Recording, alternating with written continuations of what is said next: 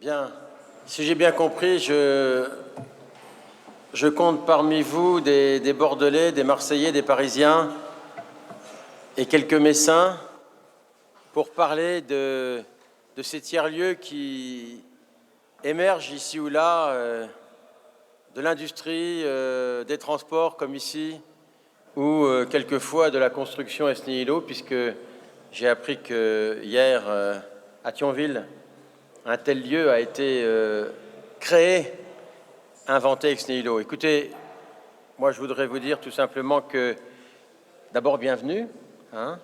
Vous êtes ici chez vous, vous êtes là surtout pour parler entre vous de la façon dont les choses se passent. Je pense que rien ne serait pire que quelqu'un vous explique ce qui doit exister dans un tiers-lieu, parce que justement on n'en sait trop rien, et on vous laisse la bride sur le cou pour finalement créer en même temps que le temps se passe. La caractéristique de ces lieux, c'est justement de ne pas en avoir trop et de laisser la possibilité aux artistes, aux créateurs, aux imaginatifs, à ceux qui ont quelque chose à dire aux autres, eh bien, de s'exprimer. Le vrai sujet pour les élus, c'est que ça doit quand même être un petit peu cadré, et c'est l'inquiétude en se disant attention, qu'est-ce qui va se passer? Mais rassurez-vous, mon idée à moi dès le départ, c'est qu'il fallait ouvrir la porte à l'événement, la porte au changement, la porte à l'inattendu, la porte à la création. Au départ, ici, c'est une nuit blanche qui a coagulé, une nuit blanche qui s'est pendant 6 ans répétée à Metz. Et la 7e année, on a décidé de la faire coaguler ici, dans ce lieu, et de laisser s'exprimer les choses. Alors, je crois que ces propos qui semblent être des propos du laisser-faire sont au contraire des propos de la confiance dans la création, dans l'imagination. Ce sont des propos de la confiance dans la jeunesse, au sens de sa créativité, de sa liberté. Et ici, à Metz, c'est le pari que nous avons fait, et ce pari, eh bien, il est en train de réussir, d'après ce que je sais, d'après ce que je vois, d'après ce que je sens. Tout simplement parce que de plus en plus de gens y sont intéressés, et le point d'orgue de cet intérêt, c'est quand les banquiers s'y intéressent. Ça veut vraiment dire que ça marche. Et ça veut dire en même temps que, attention, c'est peut-être en train de s'enkyloser, de s'enquister, de mal tourner. Alors, j'en dirai guère plus. J'ai toujours plaisir à venir ici, mais j'ai beaucoup de plaisir à imaginer ce que ça peut être ailleurs. Et quand j'entends des noms comme Darwin, que j'entends des noms comme 104 ou 114, comme j'entends des noms comme la Belle de Mai, eh bien, je sais qu'il se passe des choses comme ça ailleurs. Et le fait qu'on ait simplement eu l'idée de se rencontrer, de se parler, d'échanger, eh bien, ça en dit long sur la capacité des gens qui sont ici à faire un clin d'œil aux autres. Et pour ma part, je vous dis que les possibilités offertes partout doivent être réelles. Il ne s'agit pas pour vous, en tout cas, il ne s'agit pas pour moi de vous encadrer. Il s'agit pour moi, au contraire, de laisser de la place, de laisser de l'espace à l'impertinence, à la possibilité de créer, à la provocation et en même temps à la création. Jamais un artiste n'a été convenu, ou alors il est oublié. Il sombre dans l'oubli aussi vite. Et nous avons aujourd'hui la chance, ici à Metz, d'avoir des gens qui se sont investis et qui ont envie de créer. Cette marge de manœuvre dans l'imagination, dans la créativité, dans la culture, dans l'innovation, ici, elle est totale. Et le fait qu'elle soit abritée dans un hangar dont la vocation était d'être détruit pour être un espace immobilier, la vraie vocation de ce lieu, c'est que c'est une friche destinée à faire un espace immobilier. Et bien voilà, l'espace immobilier, il est suspendu à plus tard. Hein. En plus, on n'en manque pas ici. En second lieu, sa fécondité est formidable. Et j'ai le sentiment que ça se passe comme ça ailleurs. Ce que je souhaite aux acteurs qui sont ici rassemblés, eh bien, c'est de se parler, de s'échanger. Et puis, je le dirais comme médecin, de nous apporter tout ce qui existe ailleurs, parce que ma curiosité est grande de savoir comment ça se passe ailleurs, sachant qu'ici, je sais à peu près comment ça se passe, mais encore pas tout à fait, parce que chaque fois que j'y viens, eh bien, j'en apprends beaucoup. Voilà, je vous remercie.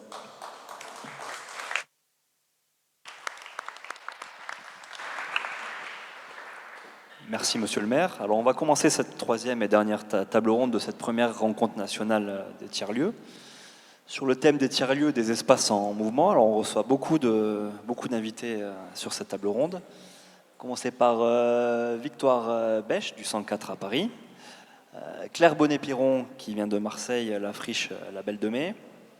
On a Philippe Gagnebet, journaliste au Monde, et qui vient d'écrire un livre, Réinventer la ville, les révélations de Darwin à Bordeaux, justement sur les hangars Darwin, un projet assez fou et ambitieux. On reçoit d'ailleurs son fondateur Jean-Marc Gansil. On reçoit également Ophélie Desrolles du WIP et du projet La Grande Halle à Caen. Notre local de l'étape Nicolas D'Ascenzo, directeur de TCRM Bida.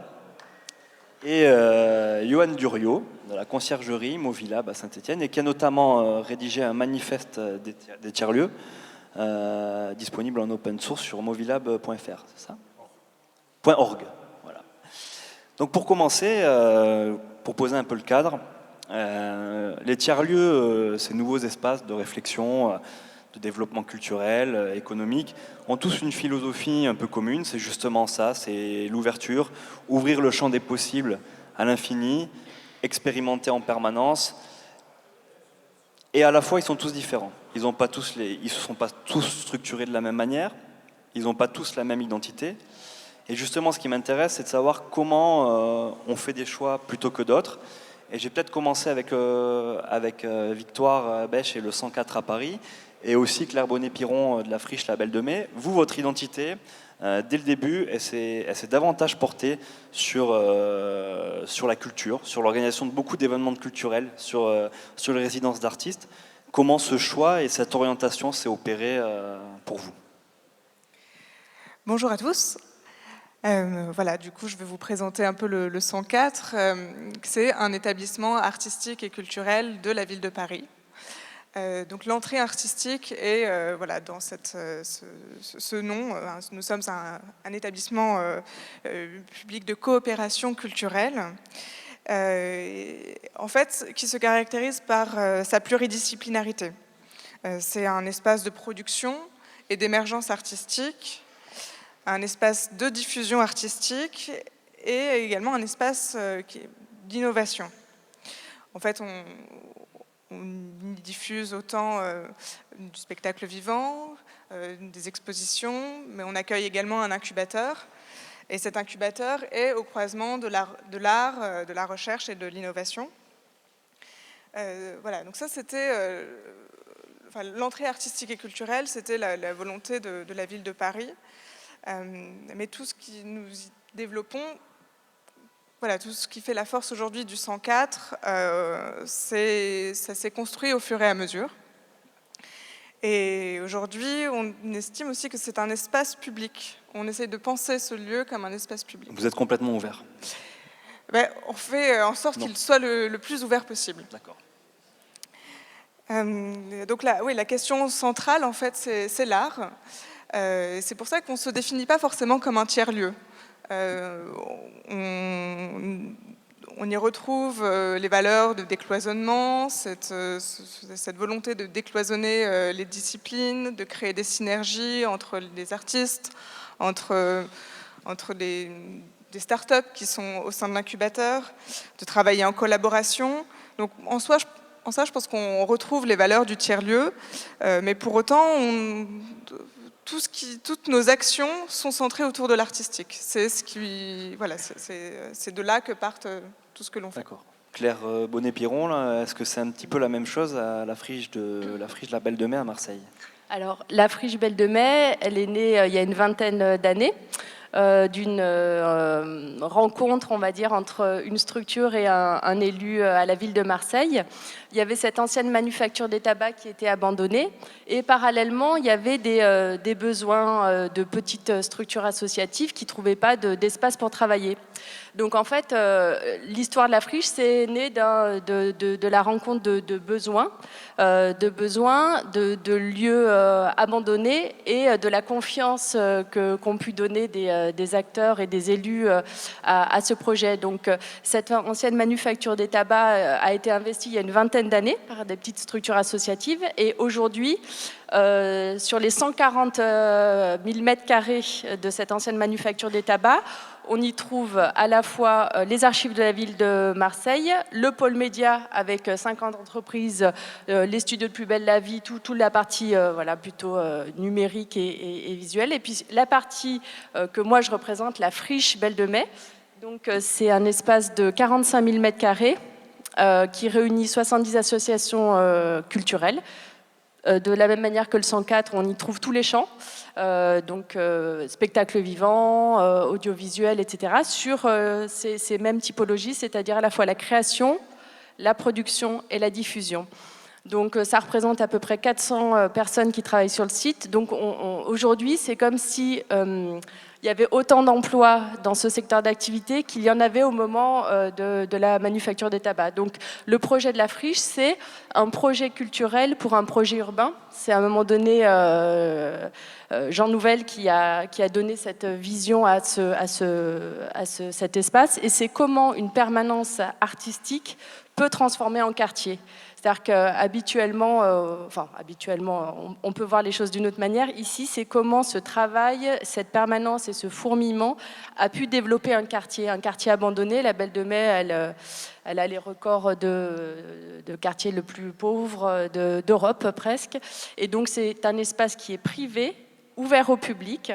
Et donc, la ville de Marseille a donné par bail amphithéotique administratif de 45 ans cet espace de 45 000 m² à une société coopérative d'intérêt collectif composée de ses usagers, mais également de la ville, de la région, des habitants du quartier, sociologues, fondations, pour faire ensemble un projet, et un projet, le penser ensemble, mettre au cœur la maîtrise d'usage. Et donc, cette société coopérative d'intérêt collectif a 3 missions: la transformation de l'espace, la gestion foncière de ce lieu et l'animation et la coordination du projet culturel avec les 70 structures résidentes. Et donc, les 2 axes principaux, donc le cœur du projet, c'est donc le projet artistique multidisciplinaire, très multiple. En fait, on a l'impression que c'est une grosse machine, mais c'est en fait le rassemblement de plein de micro-unités. C'est un projet ouvert au quartier, ouvert au public. On a 365 événements culturels par an. On a eu 400 000 visiteurs cette année. Là, sur le festival On Air, on a eu 65 000 personnes de tout Marseille, tous les jeunes sur notre toit terrasse de 8 000 m². Et c'est le premier axe. Le second axe, vraiment, on axe les projets ouverts à la jeunesse. On a donc ce quartier populaire. La friche, c'est un playground, c'est des espaces de travail, c'est des espaces de théâtre, c'est une crèche de 50 berceaux, c'est un CFA de 50 étudiants, c'est bientôt des logements sociaux, c'est un restaurant, c'est une mini-ville sur lequel on expérimente. D'accord. On va continuer le tour de table pour les présentations avec peut-être Ophélie Desrolles du projet WIP et de la Grand Halle SMN de Caen. C'est un projet un peu plus récent, peut-être, il me semble. Donc du coup, où vous en êtes, vous cherchez peut-être entre culture, économie alternative et une vision écologique aussi sur ce projet. Est-ce que vous pouvez nous en parler un petit peu ? Alors en fait, le projet de la Grande Halle SMN, c'est la reconversion, la réhabilitation de l'ancien atelier électrique de la Société métallurgique de Normandie, puisqu'il y a aussi une histoire de hauts fourneaux et de mines à l'ouest de la France. Et le WIP, c'est l'association de préfiguration qui se positionne comme futur exploitant de ce lieu. Et en effet, notre vocation à nous, c'est d'arriver en complémentarité de tout ce qui existe aussi déjà sur ce territoire cannais, puisque c'est dans l'agglomération de Caen, c'est à 5 minutes du centre-ville de Caen, où il y a déjà des Fab Labs, où il y a déjà des coworking, où il y a déjà des pépinières et des projets en lien avec l'économie sociale et solidaire, et où en même temps, il y a énormément d'acteurs qui ne se retrouvent pas dans ces lieux-là, et qui donc cherchent des lieux qui ne sont pas programmés, qui ne sont pas forcément attribués, et où justement ils cherchent la possibilité de rencontrer une pluridisciplinarité d'acteurs, de thèmes. Et c'est là où je voulais rebondir sur ce que vous disiez, monsieur le maire, c'est qu'en effet, c'est très dur en même temps d'expliquer ça à nos élus, aux différents services, à nos différents partenaires, que notre rôle, c'est de ne pas forcément être prédéterminé dans un champ d'action. Alors c'est vrai que pour ça, on a quand même quelques grandes lignes directrices qui sont venues, pour le coup, des dialogues et des actions qu'on a menées avec les acteurs du territoire et qui sont autour de l'histoire de ce site-là. C'est une friche, donc c'est une réhabilitation. D'où l'idée de travailler sur l'économie circulaire, le réemploi, le recyclage, et c'est pour ça qu'on a créé une cité de chantier avec uniquement des matériaux de réemploi. La culture, c'est parce que cette friche, pendant 20 ans, elle a été occupée par des graffeurs, par des vidéastes, par des photographes, et que c'était très important pour nous de faire perdurer cette vocation culturelle à ce lieu-là, parce que c'est aussi une deuxième histoire à conserver. Et le troisième axe, c'est l'aménagement du territoire, parce que on est sur la commune la plus pauvre, avec le plus fort taux de chômage de l'agglomération cannaise, que ce site, même s'il appartient à une société d'aménagement, à INSEM, il fait partie du patrimoine commun de la population de ce grand plateau, et que donc il est important pour nous que ça soit aussi un endroit qui puisse être réapproprié par la population, et que de là, d'autres échanges se mettent en place. D'accord, merci. Jean-Marc Gansil, peut-être, sur le projet Darwin, qui lui est déjà bien avancé, et j'ai l'impression ne se fixe aucune limite. Il y a quelques limites économiques notamment quand même. Effectivement, je me retrouve beaucoup dans ce qui a été dit jusqu'à présent. Ce qui nous distingue pour ce qui nous concerne, c'est sans doute le pilotage qui est exclusivement privé. Un projet qui aujourd'hui s'étend sur 4 hectares et qui articule à la fois un gros cluster économique de l'économie verte et créative avec 220 entreprises qui travaillent, un resto bio, le plus grand resto bio de France, une épicerie, une microbrasserie, une ferme urbaine, un skatepark, enfin tout un tas de trucs. Et tout ça effectivement est très décloisonné, tout ça fonctionne très bien en commun et se fait dans une autogestion entre les entrepreneurs qui sont là, notre société qui l'a créé, des fédérations d'associations qui opèrent sur le lieu. Et c'est un joyeux bordel, tout se passe très bien. Et ça se fait, c'est vrai, un peu contre le territoire. Et on le regrette fortement parce que ce que tu disais à l'instant est juste aussi chez nous à Bordeaux. On est une sorte d'objet insaisissable que les élus n'arrivent pas à classer, que même le milieu économique classique perçoit difficilement.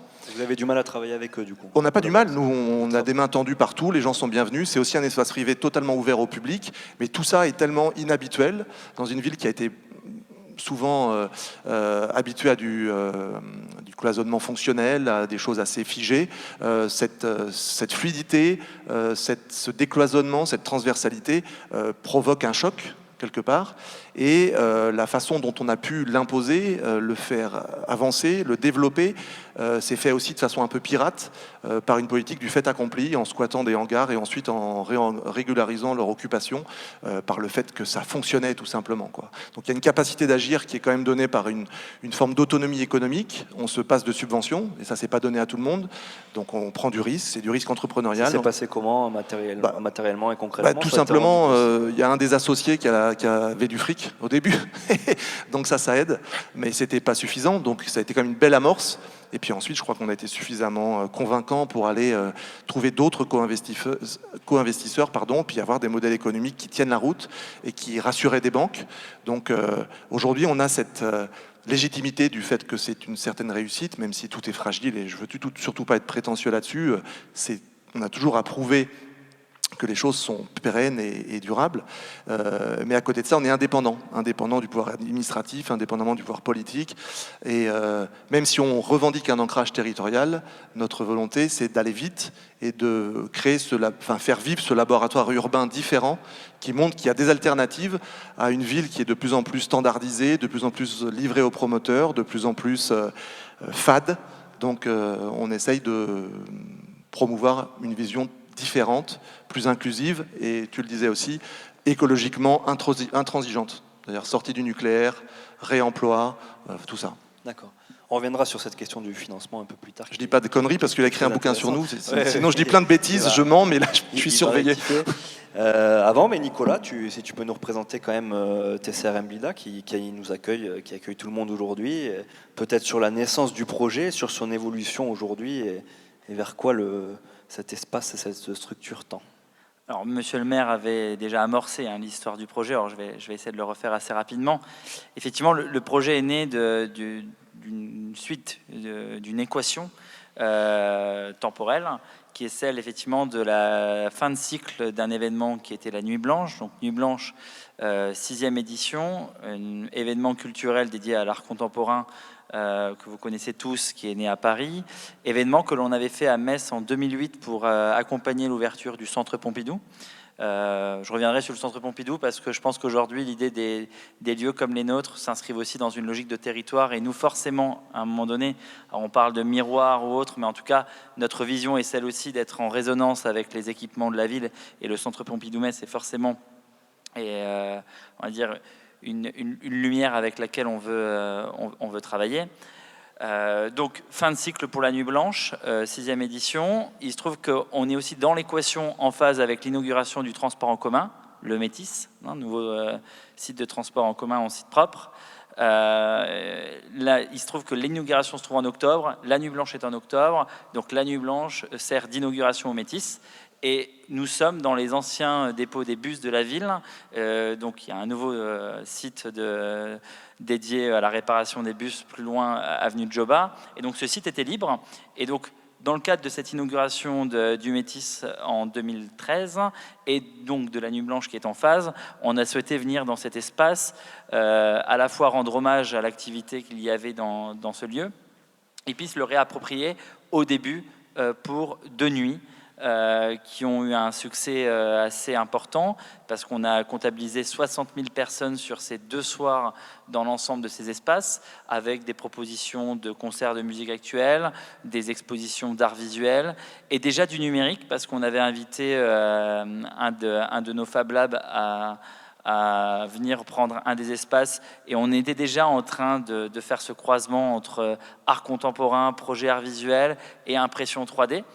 Donc tout ça dans cet espace qui était une friche industrielle qui a la particularité d'être en proximité du centre-ville. C'est assez rare pour souligner parce qu'on est effectivement à 7 minutes à pied de la cathédrale.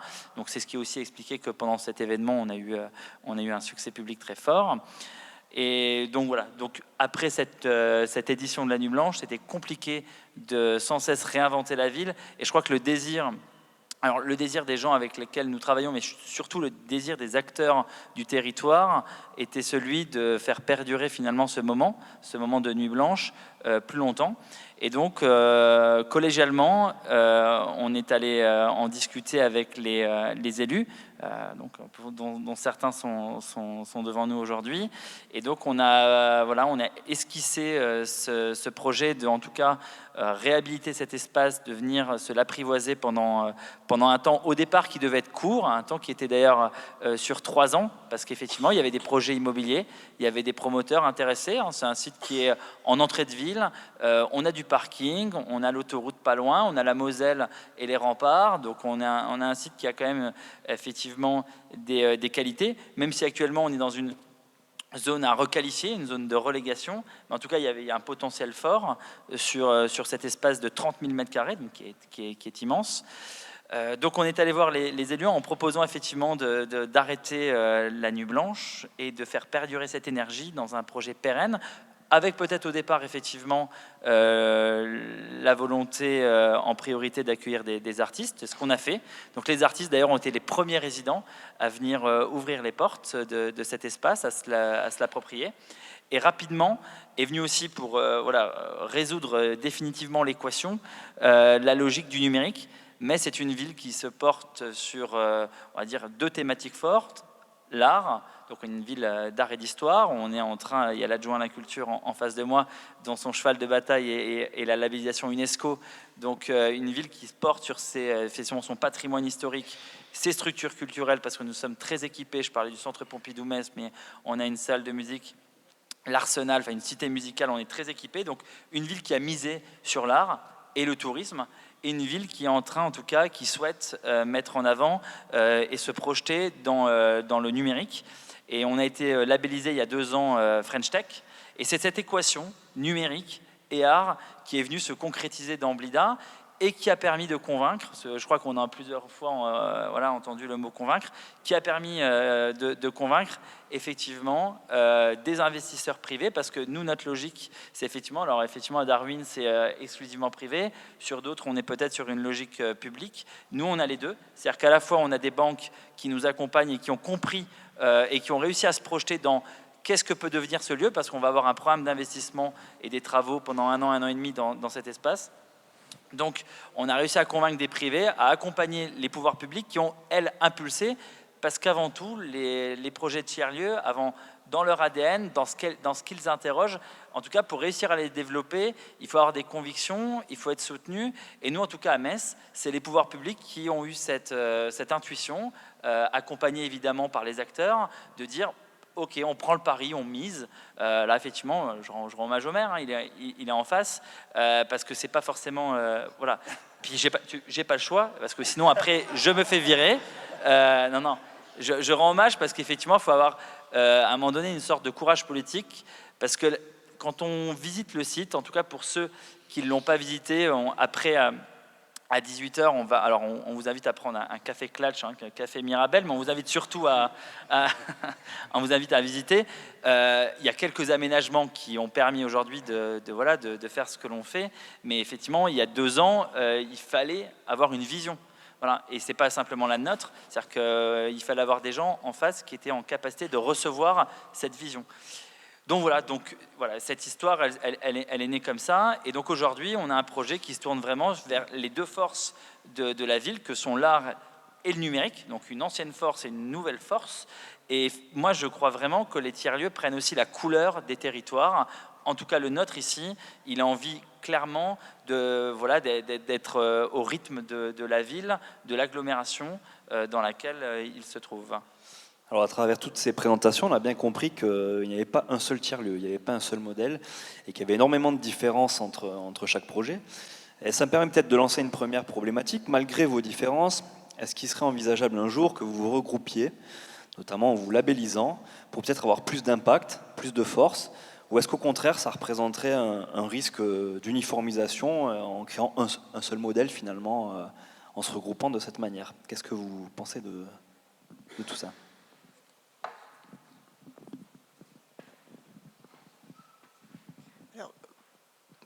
Pour parler du point de vue du 104, tout le travail qui est fait au 104 et qui fait aujourd'hui que ce lieu est particulièrement fréquenté par des publics très variés, c'est tout son travail qui est fait avec les acteurs locaux. Et ce travail au niveau local et la diversité des projets que l'on accueille au 104 ou qui se font sur place, en fait, font le lieu. Et du coup, la question du label d'un tiers-lieu, avec nous, notre entrée en plus artistique, pour nous, elle paraît un peu antinomique avec tout le travail qui est fait au long cours depuis des années, et qui fait que ce lieu est mouvant, et on se laissera toujours surprendre par ce qui peut s'y faire, par les pratiques spontanées ou par les pratiques artistiques qui sont professionnelles ou amateurs. Et donc la question du label, finalement, ne s'oppose pas, en tout cas pour le 104. Aussi, nous avons la chance de recevoir un subventionnement public, mais il n'est pas... C'est un subventionnement public seulement pour des questions de fonctionnement. Donc la question du label, si elle permet, si derrière c'est pour mieux se faire reconnaître et puis en même temps peut-être capter des financements publics ou privés pour pouvoir faire vivre le lieu et faire vivre un certain nombre d'activités, je la comprends, mais en même temps, ces lieux se définissent en fonction des projets et notamment de ce qui se passe localement. Donc du coup, et je pense que nous sommes d'ailleurs régulièrement appelés à transmettre notre savoir-faire auprès d'acteurs de l'aménagement, auprès d'acteurs publics, privés, des collectivités viennent nous voir. Et en fait, on ne ferait jamais la même chose en fonction du territoire sur lequel on s'implanterait ou sur lequel on travaillerait. Voilà, du coup, voilà, on ne travaillerait pas sur un label. Sur un label. Quelqu'un a une autre vision par rapport à cette question ? Oui, je rejoins assez ce qui vient d'être dit. Nous, on n'est pas très normatif, comme vous l'avez compris. On n'aime pas s'imposer des cadres et je pense qu'il faut laisser aussi le territoire s'exprimer et faire en sorte que ces lieux soient des lieux de possible. Nous, on a été extrêmement surpris de constater à quel point la création d'un tel endroit pouvait révéler de projets sur le territoire. Et c'est justement parce que ces projets sont venus à nous que ça a amplifié notre dynamique, que ça l'a enrichi, que ça l'a fait vivre. Et si on avait dû se conformer à un label à un moment donné pour rentrer dans un dispositif permettant éventuellement des financements ou une reconnaissance, on se serait sans doute contraint et on n'aurait pas permis ce foisonnement de projets qui s'entraînent, qui sont interdépendants, qui coopèrent et qui donnent la force à ces démarches. En revanche, pour répondre à ta question, je pense qu'il est utile qu'on se connaisse mieux, qu'on échange sur nos fondamentaux, qu'on revendique nos façons de faire la ville, parce que ce sont des façons alternatives de faire la ville et qui valent en tant que telles par rapport à d'autres dynamiques, comme je l'ai déjà dit. Donc de ce point de vue-là, oui, je pense qu'il y a intérêt à mieux communiquer, mieux échanger, se renforcer, mutualiser certaines pratiques, mais en aucun cas réduire ce qu'on peut être chacun à un label qui serait, je pense, trop contraignant. Yoann, tu voulais réagir ?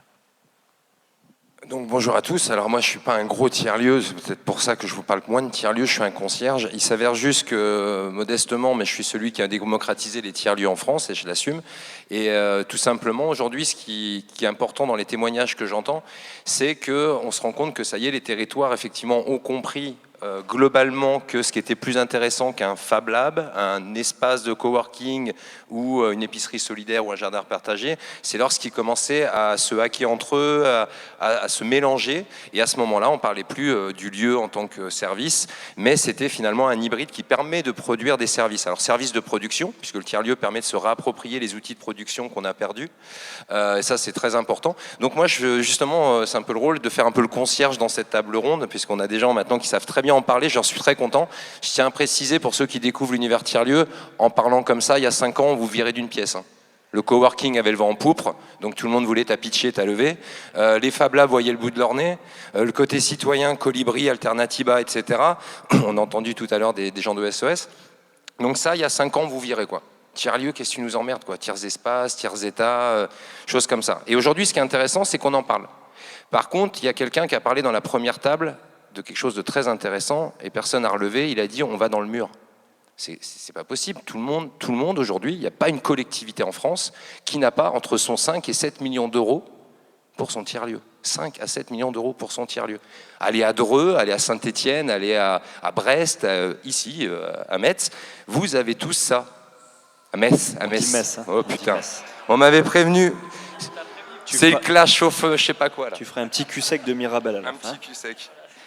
Donc ce que je veux dire par là, en fait, et là je ne veux pas donner dans mon donneur de leçon, je dis juste que je participe au débat, mais par contre, attention, il y a une chose qui est importante, c'est qu'en fait, d'un seul coup, vous avez transformé des lieux, ici on n'est pas dans un tiers-lieu, on est dans un lieu, on n'est pas dans un entre-deux, parce que je sais qu'on a parlé un peu du télécentre, télétravail, donc on parlait des tiers-lieux, c'est entre-deux, donc ça c'était cool, c'est le côté un peu social pour que la crème passe. Maintenant que vous êtes tous devenus des super experts des tiers-lieux et qu'on change le monde avec les tiers-lieux, revenons aux mathématiques, un tiers, hein, c'est une part entière à part entière, quoi.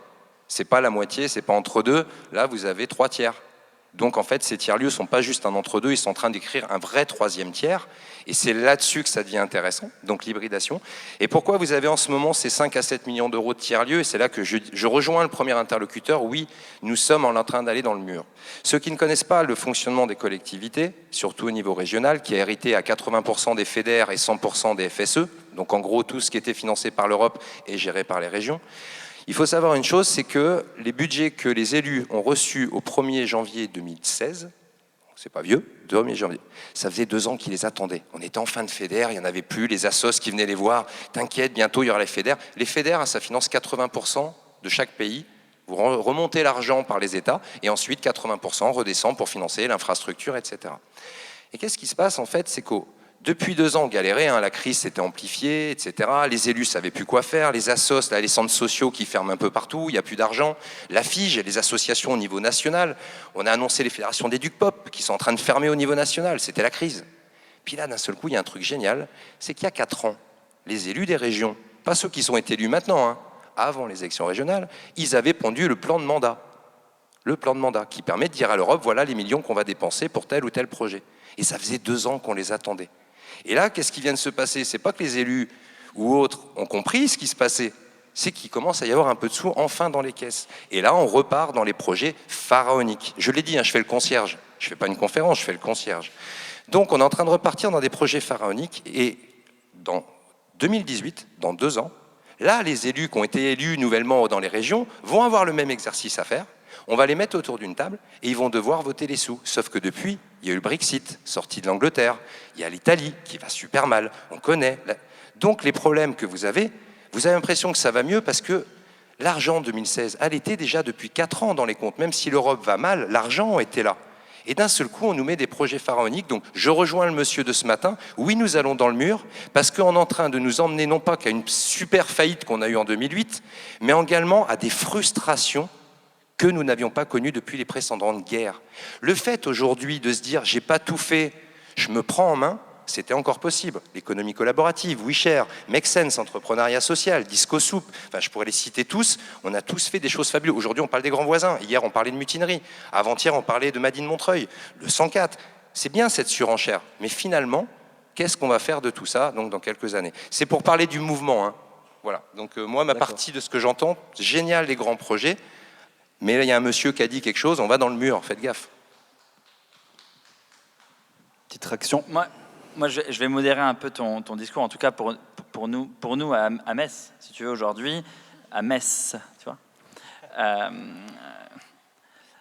Je modère parce qu'actuellement, le projet TCR Amblida, il ne bénéficie pas de fonds FEDER, ce qui n'a pas empêché son impulsion sur le territoire. Je crois vraiment que l'impulsion du projet est venue surtout de l'énergie des gens, les personnes qui étaient autour du projet, dont je fais partie, mais j'étais loin d'être seul. C'était les gens de la Nuit Blanche, certains artistes, des associations, des acteurs, maintenant même des acteurs économiques, avaient envie de faire bouger leur ville et surtout, je crois, avaient envie d'être en phase avec une image qu'on peut se faire actuellement de la société, d'une société moderne, ou en tout cas de se projeter. Ce matin, il y a une conférence sur le travail, mais justement de se dire comment aujourd'hui on est amené à travailler, comment on est amené à vivre. Et aujourd'hui, dans les tiers-lieux, je crois que l'idée, c'est aussi d'interroger cette façon de se projeter dans un avenir proche. À Darwin, effectivement, il y a tout un pan sur la transition écologique.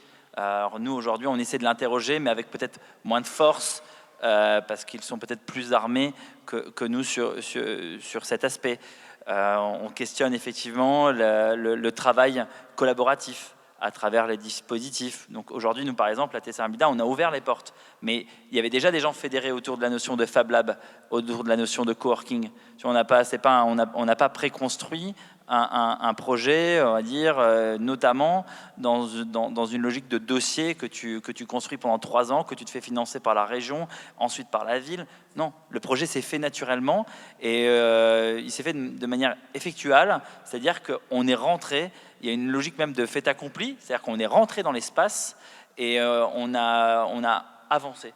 Et ensuite, en avançant, les choses se sont construites. Et juste avant de te donner le micro, effectivement, sur l'aspect, la question de François, sur finalement la labellisation des tiers-lieux, justement, moi je pense fondamentalement que ce serait une erreur de reproduire des schémas dont on voit bien les limites. Notamment, je pense aux différentes labellisations type SMAC pour les salles de musique actuelle ou autres, où effectivement, à travers la labellisation, on valide un cahier des charges qui finalement peut t'apporter une subvention parce que tu rentres dans les 10 critères qui ont été définis, mais vraiment, ça offre une limite très négative au développement des projets et surtout, ça ne permet pas à ces lieux de rentrer pleinement en phase avec les acteurs du territoire, avec les habitants.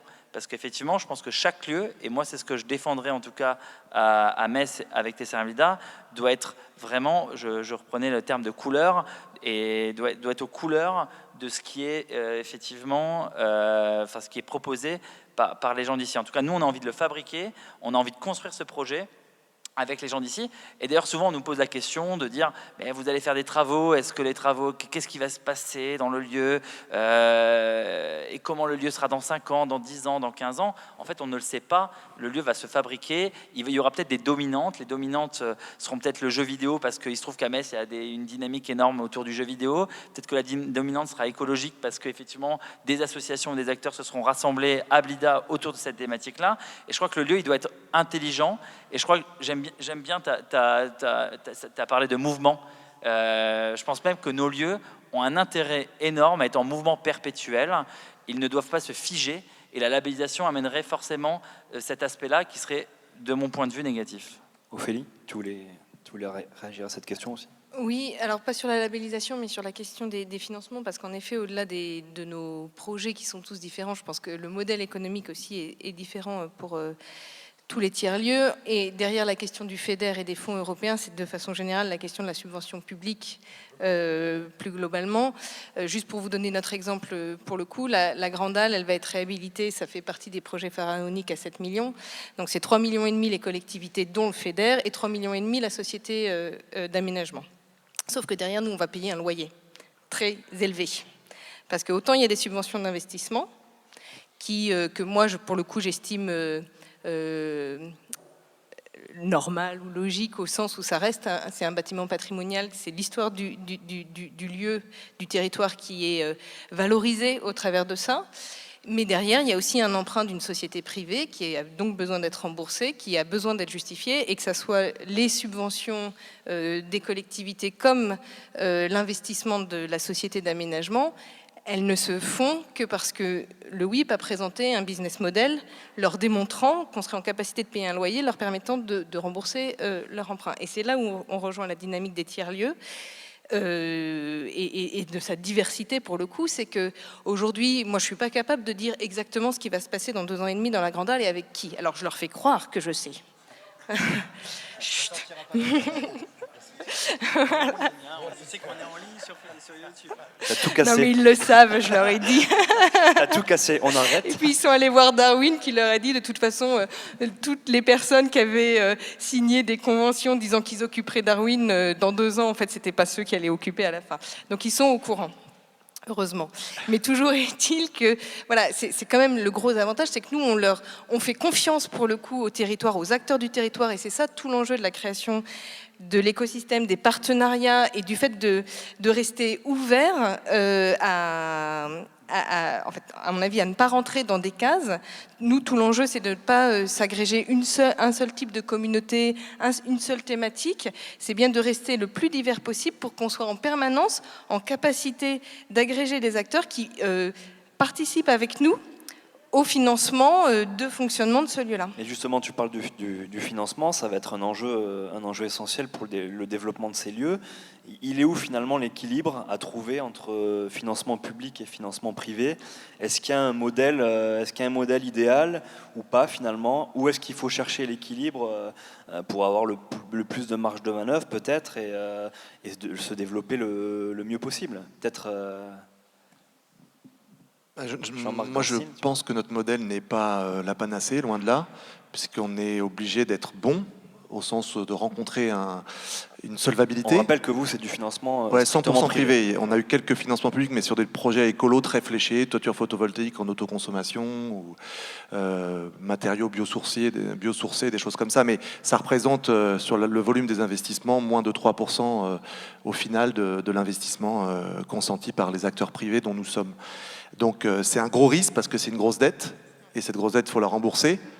Voilà. Et puis comme le projet grossit et qu'on accueille toujours plus de public, nous l'année dernière c'était un demi-million de personnes qui l'ont fréquenté, à un moment donné aussi, le fait d'avoir des partenaires privés qui vont permettre de solvabiliser tout ça est aussi une forme de perte d'indépendance.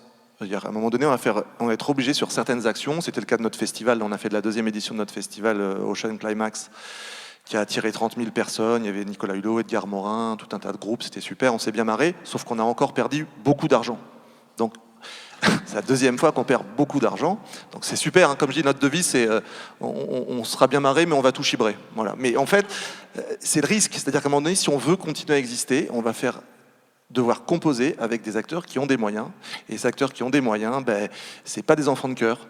Et la transition écologique, ils ont pas grand-chose à faire de ça, par exemple. L'inclusion sociale, c'est bien sympa quand ça peut permettre de satisfaire leurs affaires, mais à un moment donné, ça va aller peut-être à l'encontre d'une certaine rentabilité.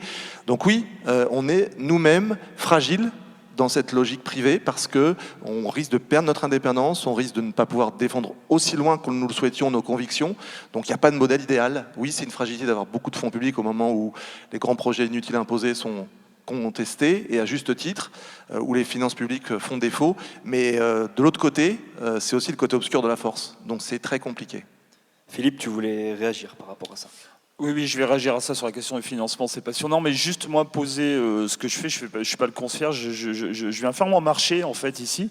Moi je suis l'observateur, et il se trouve que j'ai débuté moi l'an dernier une série de bouquins que j'ai débuté dans le Nord-Pas-de-Calais, à Los Angeles, qui est une commune de 7000 habitants, une des plus pauvres de France, qui n'a pas le Wi-Fi, où le train n'arrive pas, et qui est aujourd'hui la ville pilote du développement durable en France, si ce n'est en Europe. Et s'il n'y avait pas eu les attentats l'an dernier, on aurait eu Barack Obama et François Hollande sur les terrils classés à l'UNESCO.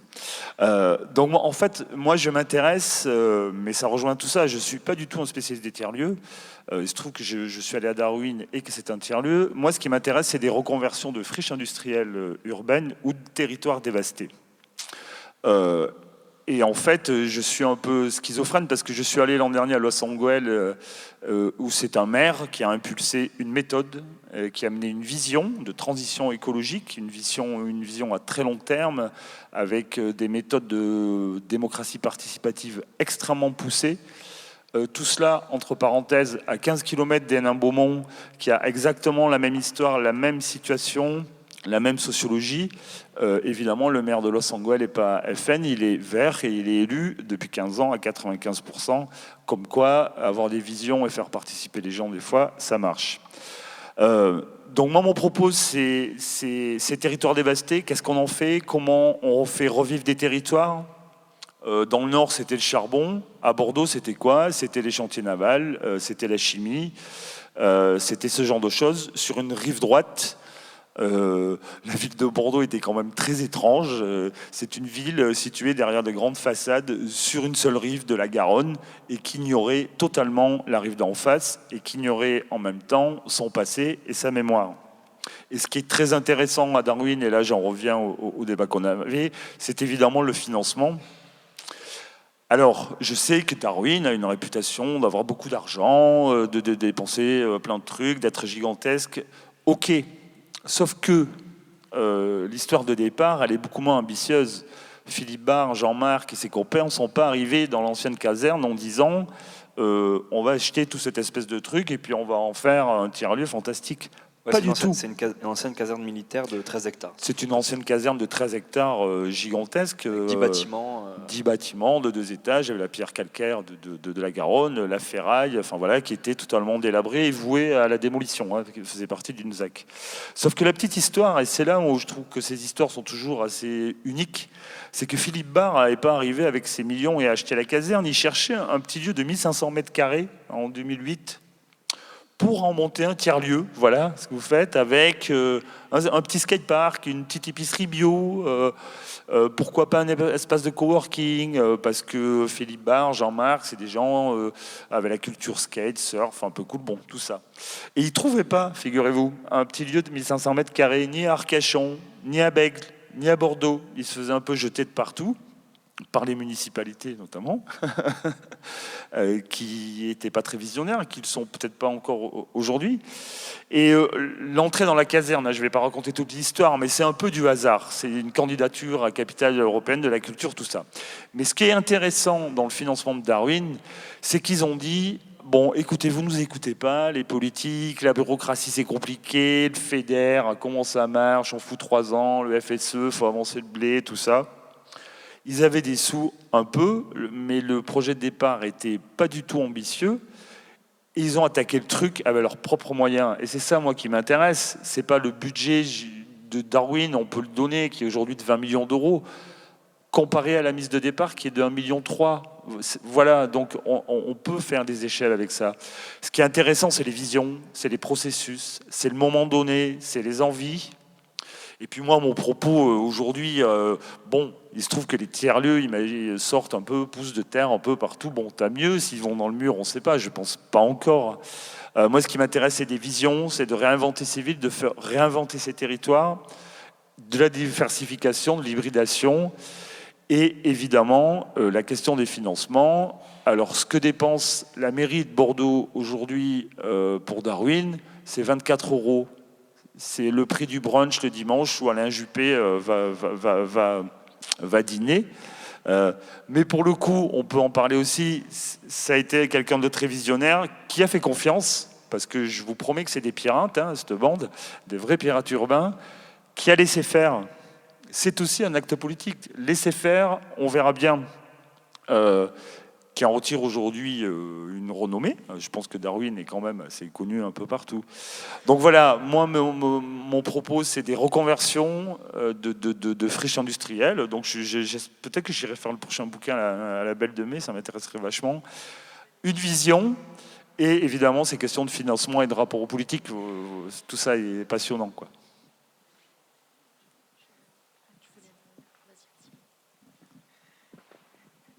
Du coup, du point de vue du 104, cette question du modèle économique ou du financement aussi se pose. On a donc un vrai soutien de la ville de Paris. Ce projet de réhabiliter en fait le 104 était les anciennes pompes funèbres de la ville de Paris.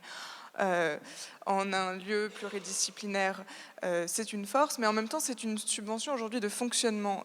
Or, l'entrée du projet, c'est l'artistique et le culturel. Il n'y a absolument aucun financement pour pouvoir accompagner les artistes en résidence, pour pouvoir proposer une programmation artistique, pour pouvoir accompagner des startups, soutenir des porteurs de projets.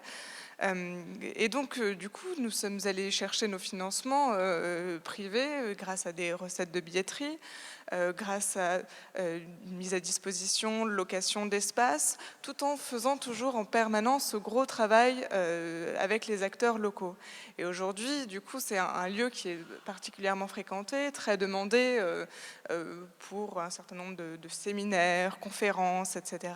Et nous travaillons en permanence avec des acteurs privés, nous co-construisons avec des acteurs privés des événements et nous essayons de nous adapter en fait à leurs besoins, de comprendre un peu leur ergonomie, comprendre en fait qui on a en face de nous. Donc voilà, au 104, en fait, on réfléchit toujours de façon à travailler avec le secteur public, avec le secteur privé, et à essayer de construire des projets avec eux. Ce sont nos partenaires à différents niveaux. Ce sont des partenaires pour des événements, ce sont des partenaires pour des projets, et leurs événements peuvent faire partie de la programmation artistique et culturelle. Et en fait, on ne fait pas tellement de différence entre l'artistique et le culturel et ces événements issus du secteur privé qui peuvent eux-mêmes être nourris de l'artistique et du culturel. Et donc, on essaye toujours de développer cette hybridation pour pouvoir faire vivre le lieu et pour pouvoir en fait nourrir le côté artistique et culturel. Et aujourd'hui, en fait, ça intéresse Il y a Bah des oui. blocages ou ça se fait assez naturellement finalement? Ça dépend des projets, en fait. Ça dépend des stratégies de projet, ça dépend qui vient nous solliciter. Et aujourd'hui, on est aussi sollicité par des acteurs de l'aménagement dans notre façon de gérer ce lieu qui est très flexible, qui est en fait tout à fait réversible. Et dans notre façon de gérer ces différents événements artistiques ou du secteur privé, ce sont des on vient se nourrir de notre expertise d'opérateurs artistiques et culturels qui jouent qui travaillent, qui expérimentent énormément de choses. Et voilà, donc on est en fait un lieu d'expérimentation entre le public, le privé, et aussi cette ouverture au public. Voilà. Il y a Claire qui voulait intervenir aussi. Ouais, moi, je voulais dire, parce que je vous ai décrit la friche aujourd'hui, mais elle a commencé tout petit, il y a 20 ans. Nous, c'était 3 associations et 20 personnes, avant que ce soit 70 associations et 400 personnes. Nous, le levier à Marseille et à la friche Belle de Mai, ça a été Marseille, capitale européenne de la culture. Donc c'est ça qui a vraiment fait un effet de levier pour la friche. Il y avait eu 3 millions d'investissements en 20 ans, il y en a eu 30 en un an, enfin voilà, donc ça a passé, on est passé sur une autre échelle. Et en fait, ce qui s'est passé aussi, c'est qu'il y a eu cette appropriation, elle s'est faite de la part de l'ensemble des personnes. La friche, elle lie tout le monde. On n'a jamais eu autant de visites de ministres, sans arrêt d'hommes politiques à tout point de vue, de toute couleur politique qu'ils soient, ou presque. Et donc vraiment, ce lieu, il réunit, il est devenu un outil, mais pour l'ensemble, il reste à vocation d'intérêt général. Nous, on n'est vraiment pas dans un modèle économique privé. La friche Belle de Mai, elle est reconnue service d'intérêt économique général. Donc, le service rendu par la friche est considéré comme un service d'intérêt économique général. Donc, c'est une autre forme, c'est pas tout à fait des subventions. Et donc, ça ressemble assez à ce que l'on fait. Et nous, je dirais qu'on a le socle qui est vraiment, pour que le lieu fonctionne, donc nous, c'est 50% ville, et ensuite, c'est région, département et État. Et donc on a le socle de fonctionnement, et puis ensuite par projet on essaye de lever des fonds, parfois sur l'investissement privé. Par exemple, lorsqu'on a fait notre playground, on a eu un soutien de la Fondation Decathlon sur un travail autour du public, de l'insertion, et eux avaient un besoin sur leur territoire aussi de travailler sur ces sujets. Voilà, donc c'est le fonds et le fonctionnement, et vraiment presque 80% de nos financements sont publics, et sur les projets plus particuliers, on essaie de faire un tour de table et de lever des fonds privés. Après, on est sur des modèles aussi privatisation, mais c'est peu représentatif. Jean-Marc qui voulait intervenir, après Yoann, je te passerai. Oui, j'ai une petite séquence apocalypse. Je pense que la question de la vision que tu soulevais et du financement que tu pointais, pour nous, clairement, en s'inspirant de la vision de Darwin, c'est aussi de penser qu'on arrivera à survivre dans un environnement plus difficile si on y est adapté. Et pour nous, l'enjeu, c'est clairement de décarboner notre économie, d'être plus solidaires les uns avec les autres, de coopérer au maximum lorsqu'on sait que la ressource viendra à manquer, récupérer tout ce qui peut l'être, voilà, et donc faire mieux, faire plus avec moins, ou faire autant avec beaucoup moins de matière, de ressources, d'énergie, de financement. Et clairement, on se situe dans cette perspective. C'est là où je dis vision un peu sombre de l'avenir. Oui, évidemment, c'est sans doute ce tropisme écologique qui nous conduit à penser qu'un effondrement est possible de nos sociétés, et que c'est pas une vision survivaliste, hein, je suis pas dans ce discours-là, mais de dire qu'effectivement demain ce sera compliqué, et si on veut être toujours résilient, survivre à un choc, en tout cas être suffisamment viable, prospère et productif, y compris alimentairement, hein, je parle de ferme urbaine par exemple, il faut qu'on soit dans cette logique-là de faire beaucoup avec beaucoup moins. Enfin, ou de faire autant avec beaucoup, beaucoup moins, y compris beaucoup, beaucoup moins d'argent public. Ce qui illustre un peu cette démarche, et toute proportion gardée, le skatepark, qui est aujourd'hui un équipement qui draine 4000 adhérents, qui est actif à partir d'un vieux hangar qui n'avait aucun usage, c'est qu'on a réussi à le réhabiliter avec que du matériel recyclé, avec l'implication des usagers, avec les moyens du bord, pour un coût, au final, de 600 000 €, là où la collectivité avait prévu 6 millions pour faire un équipement similaire. Donc 10 fois moins, simplement avec de la démerde.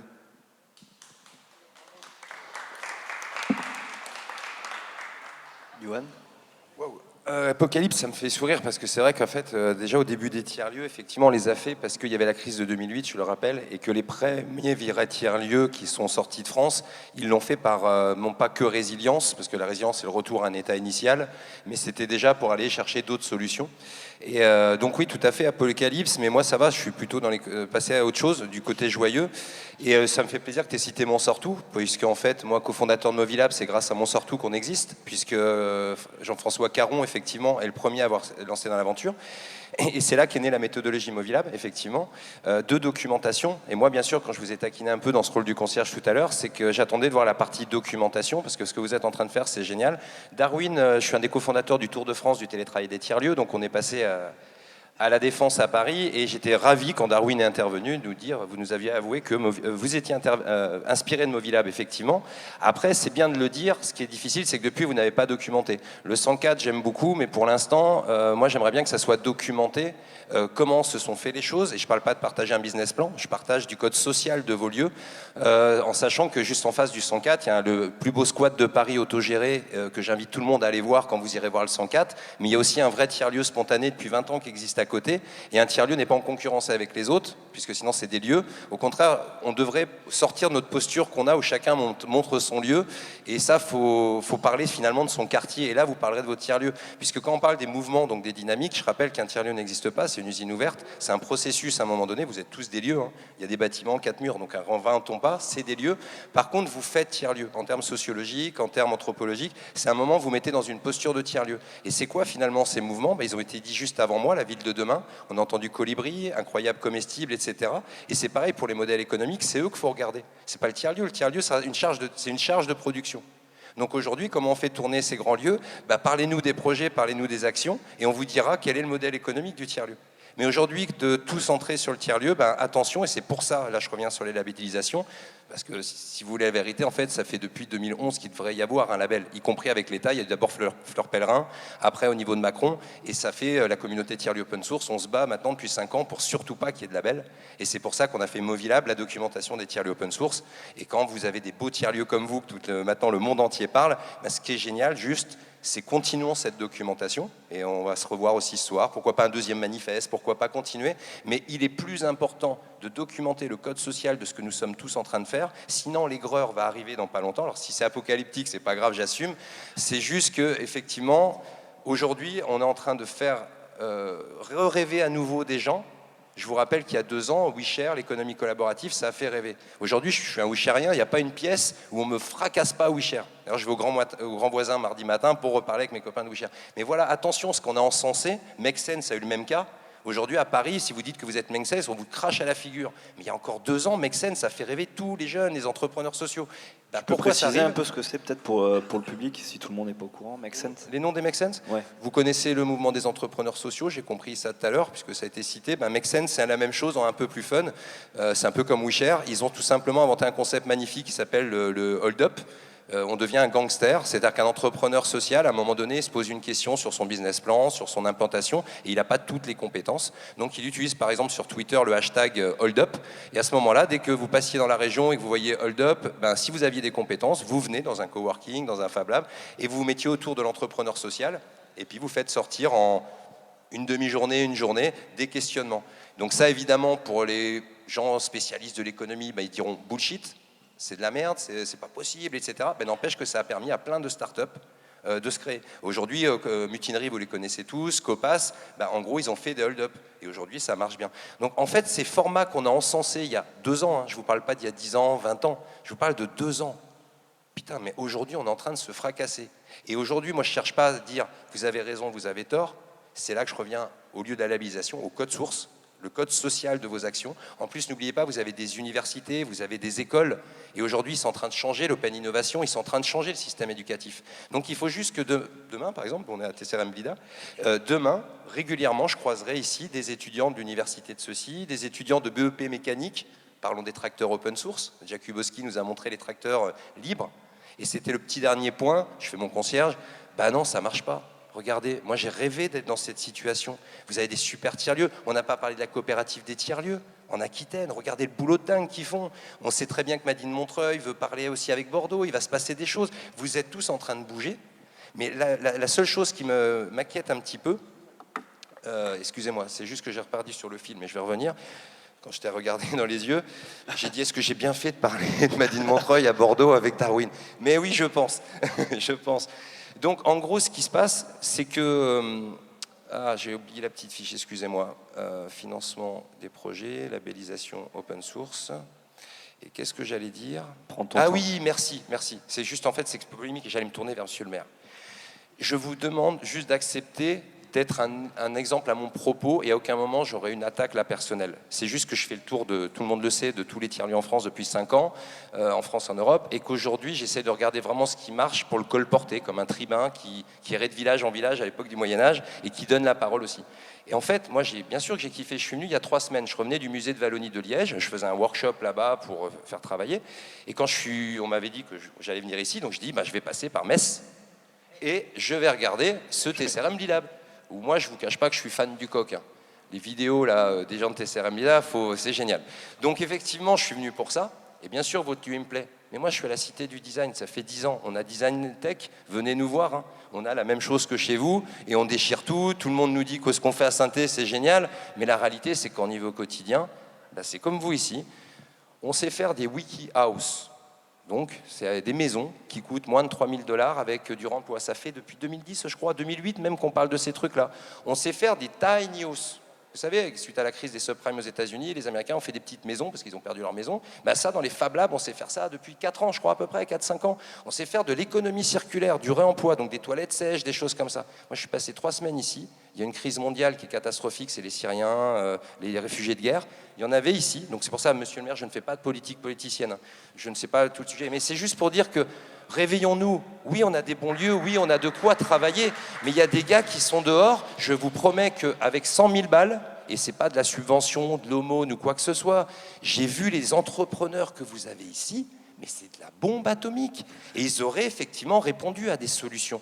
Donc, quand j'alertais depuis tout à l'heure à faire mon petit taquin tribun, c'est juste pour ça, les garçons, les filles. Oui, ce qu'on a fait par rapport à il y a 5 ans, c'est génial. Soyons fiers de ce nouveau capital, les tiers-lieux. Avant, non, moi je suis pas un tiers-lieu. On avait encore ces querelles entre nous. Et là, moi, je suis venu ici, là, pour passer à autre chose. Oui, l'échelle, mais un 3e tiers, pas un entre-deux, un vrai 3e tiers où on traite les vraies politiques de ce monde. Moi, ce que je rêve aujourd'hui, c'est qu'un milliardaire vienne nous voir. Alors peut-être Xavier Niel, il faut lui tendre le truc. Xavier, si tu nous entends, dis à Fab Lab Fest, qui a lieu tous les ans maintenant à Toulouse, Fab Lab Fest, le rendez-vous des Fab Labs, WeShare Fest, qui a lieu tous les ans au Cabaret Sauvage, et puis toutes ces rencontres, Disco Soup. Donne-nous 5 millions. Par contre, tu nous dis, vous allez dans la jungle de Calais. Donne-nous 5 millions pour dire, vous allez sur les frontières, et vos Fab Labs. Allez-y, mettez-moi-les. Montrez-moi comment vous faites des tracteurs open source. Montrez-moi comment vous faites. C'est ça que j'attends, en fait. Et là, je sais qu'on a toute la capacité de production. Je ne suis pas inquiet. Il y a 5 ans, j'aurais été inquiet. Mais là, on l'a. Donc voilà, c'est juste le petit tribun concierge. La vraie politique, elle se fait dans les tiers-lieux, mais comme une vraie 3e voie. Et c'est là-dessus que je vais être capital commun. Avant de passer la parole au public, je voulais soulever une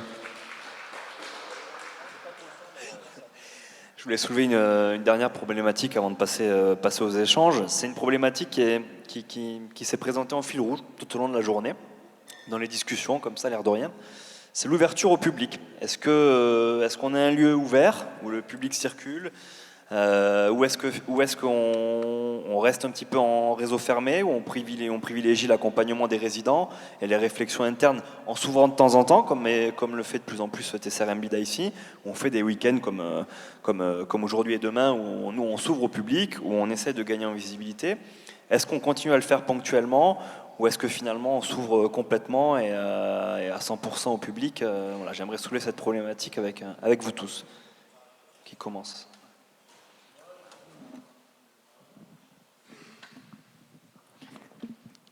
Alors, au 104, en fait, l'un ne va pas sans l'autre. L'accompagnement de porteurs de projets, qu'ils soient artistes ou start-up, et l'ouverture au public, en fait, ça fait qu'un. Le projet du 104, c'est en effet de pouvoir proposer des résidences d'artistes, mais ces artistes... Aujourd'hui, on est dans un quartier aussi, le 104 est dans un quartier du 19e arrondissement, en politique de la ville, dans un des quartiers les plus denses de Paris, un des quartiers les plus jeunes également. Et le projet était de devenir un lieu à la fois de résidence et de diffusion artistique. Un pari qui était quand même relativement rude au début. Les premières années, d'ailleurs, étaient très dures pour le 104. Il y a eu un changement de direction qui avait une approche urbaine, en fait, du projet. Et une direction des relations avec le public qui a fait un gros travail, qui a une approche territoriale, en fait, de ces relations avec le public, de son travail avec les acteurs locaux. Et rien que ça a commencé à faire identifier le lieu localement. Et les gens sont venus progressivement. Ils sont venus, on les a regardés, on a vu petit à petit des pratiques, ce qu'on appelle des pratiques spontanées, des pratiques libres. Le lieu n'était pas mis à disposition au public, on l'a laissé libre. Et du coup, aujourd'hui, maintenant on va au 104, tous les jours, il y a des danseurs, des circassiens, des personnes qui viennent utiliser l'espace, et une équipe des relations avec le public est très observatrice de ce qui se fait sur place. À tel point qu'il y a du mobilier qui a été adapté aux besoins des danseurs. Et donc ce travail d'ouverture au public, d'accompagnement des publics, il va de pair aussi avec l'accompagnement des artistes qui sont en résidence. S'ils le souhaitent, ils peuvent du coup travailler aussi avec les personnes qui viennent sur place. Les start-up qui sont incubées, en fait, elles ont leur terrain d'expérimentation au 104. Si elles ont besoin de tester une technologie ou avec des publics, en fait, il est là.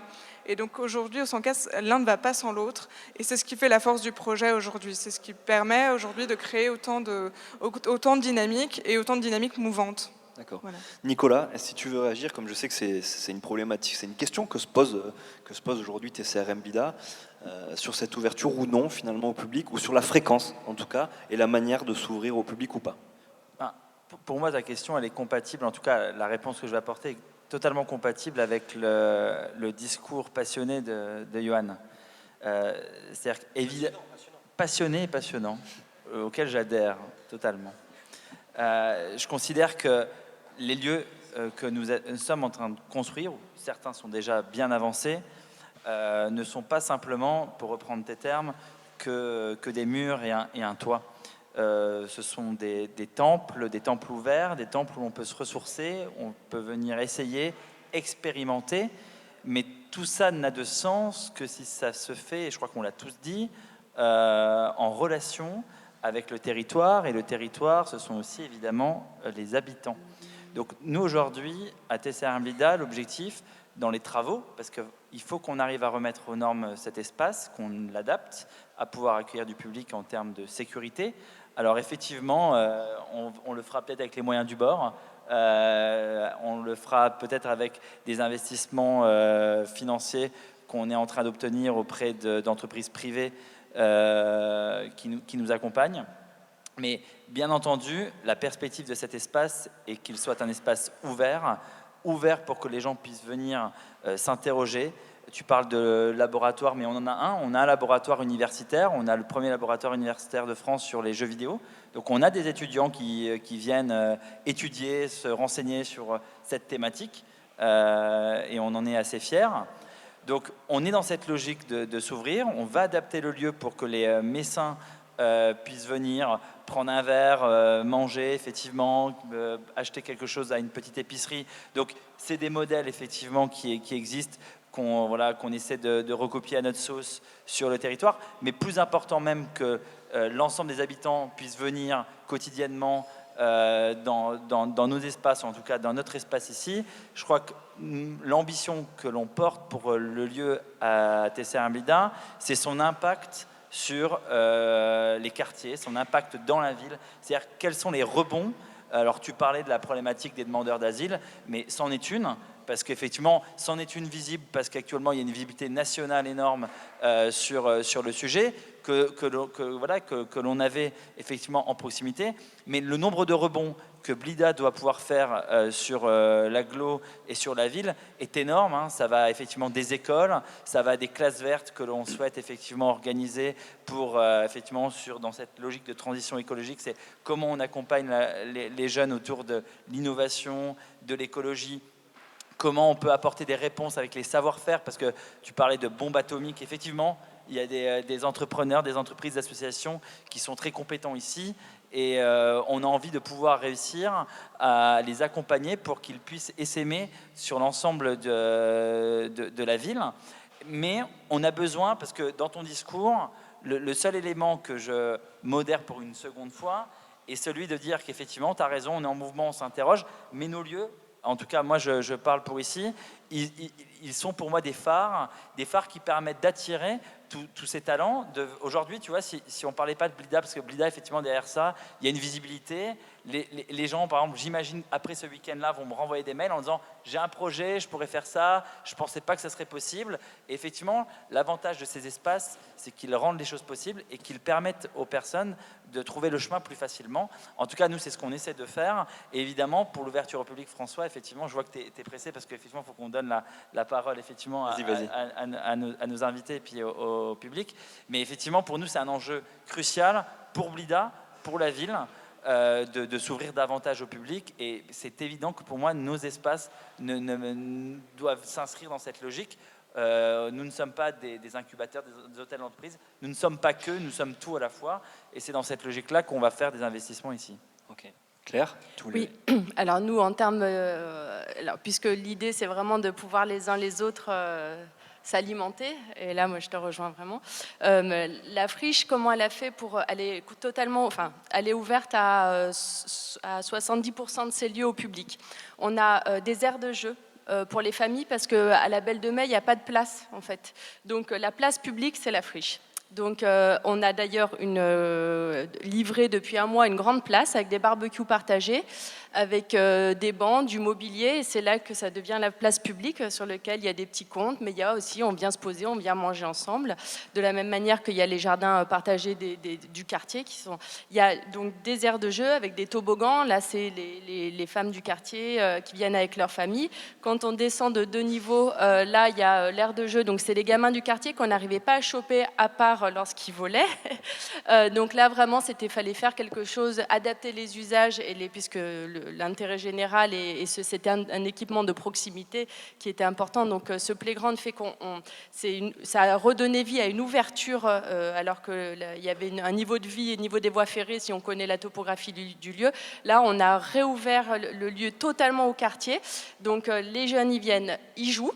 Donc c'est usage libre. Après, il y a des moments où on travaille avec les collèges, les centres sociaux, tous nos partenaires de proximité. On va ouvrir une école à la friche également. Donc oui, c'est un espace public à fond, vraiment. Et l'idée, c'est qu'on rentre par le sport, par exemple. Du sport, on va avoir une médiation qui va permettre d'entrer dans notre espace jeunesse. On vient comme ça à l'espace jeunesse, et puis d'un seul coup, on a une médiatrice qui va nous accompagner à une exposition d'art contemporain où on n'aurait jamais mis les pieds, et puis d'un seul coup on va aller au studio de Radio Grenouille, on va écouter une musique qu'on connaît, un groupe.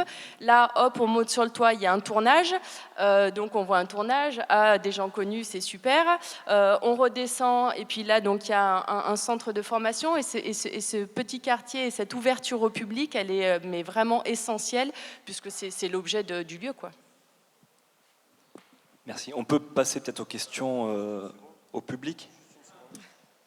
C'est sûr? C'est pour vous, hein, c'est pas pour moi. Moi, à la limite, ça je le sais, c'est dans mes cours d'école, mais non, c'est juste pour rebondir, pour ceux qui ont besoin d'informations et qui viennent dans ce genre de réunion pour avoir des informations. Je rappelle que la vraie notion du tiers-lieu, on l'avait pas inventée, nous-mêmes les Français, elle avait été reprise déjà en anglais, People, Place, Process. Ça, c'était des gens dans un territoire et qui font des services. Mais il y avait une chose aussi qu'on n'avait pas inventée, c'était comment ça se faisait, c'est personnel, privé et public. Et en fait, la définition, donc on a fait une recherche-action, pareil, hein, qui est en ligne depuis déjà 2 ans, et dans cette recherche-action, c'est d'abord une initiative personnelle. Tiens, est-ce que je suis un chef d'entreprise? Est-ce que je suis monsieur le maire? Ou est-ce que je suis... Non, je suis un individu. Donc d'abord, on fait tiers-lieu, c'est personnel. Je pense que quand ça a été dit dans votre histoire, c'était les nuits blanches et tout, et c'était pas est-ce que vous étiez des acteurs associatifs ou privés, vous étiez des individus qui kiffiez un bon moment. Donc c'est d'abord personnel, on enlève les casquettes. Ensuite, privé. Parce que qu'on soit une association ou entreprise, comme on a vu sur Darwin ou quoi, c'est avant tout des entrepreneurs. C'est là que le mouvement coworking a poussé aussi les tiers-lieux il y a 2-3 ans. Et enfin, c'est effectivement public, et c'est là que je me retourne vers nos collectivités.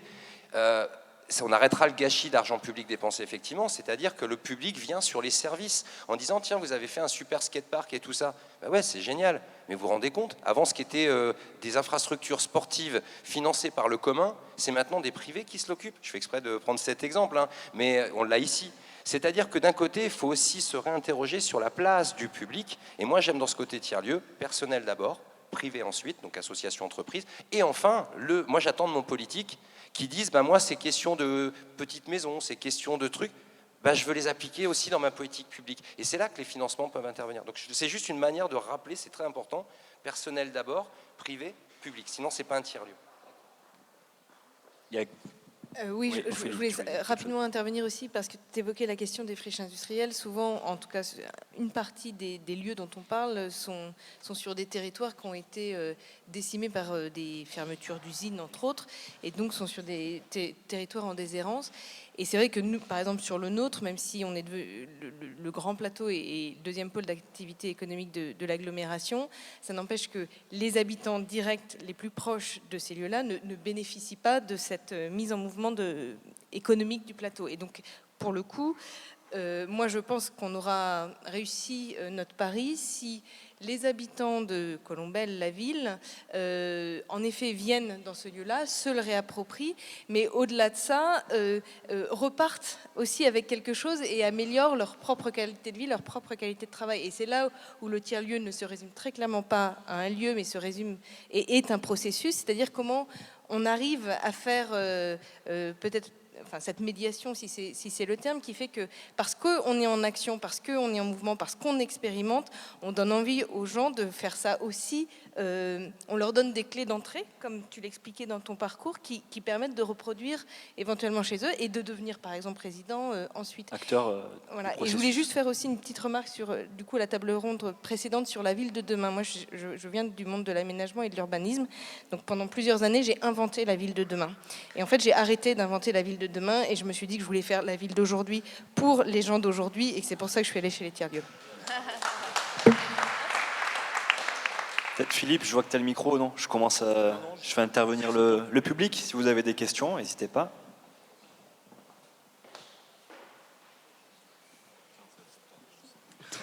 Alors moi j'ai juste une petite réflexion par rapport à l'accueil du public.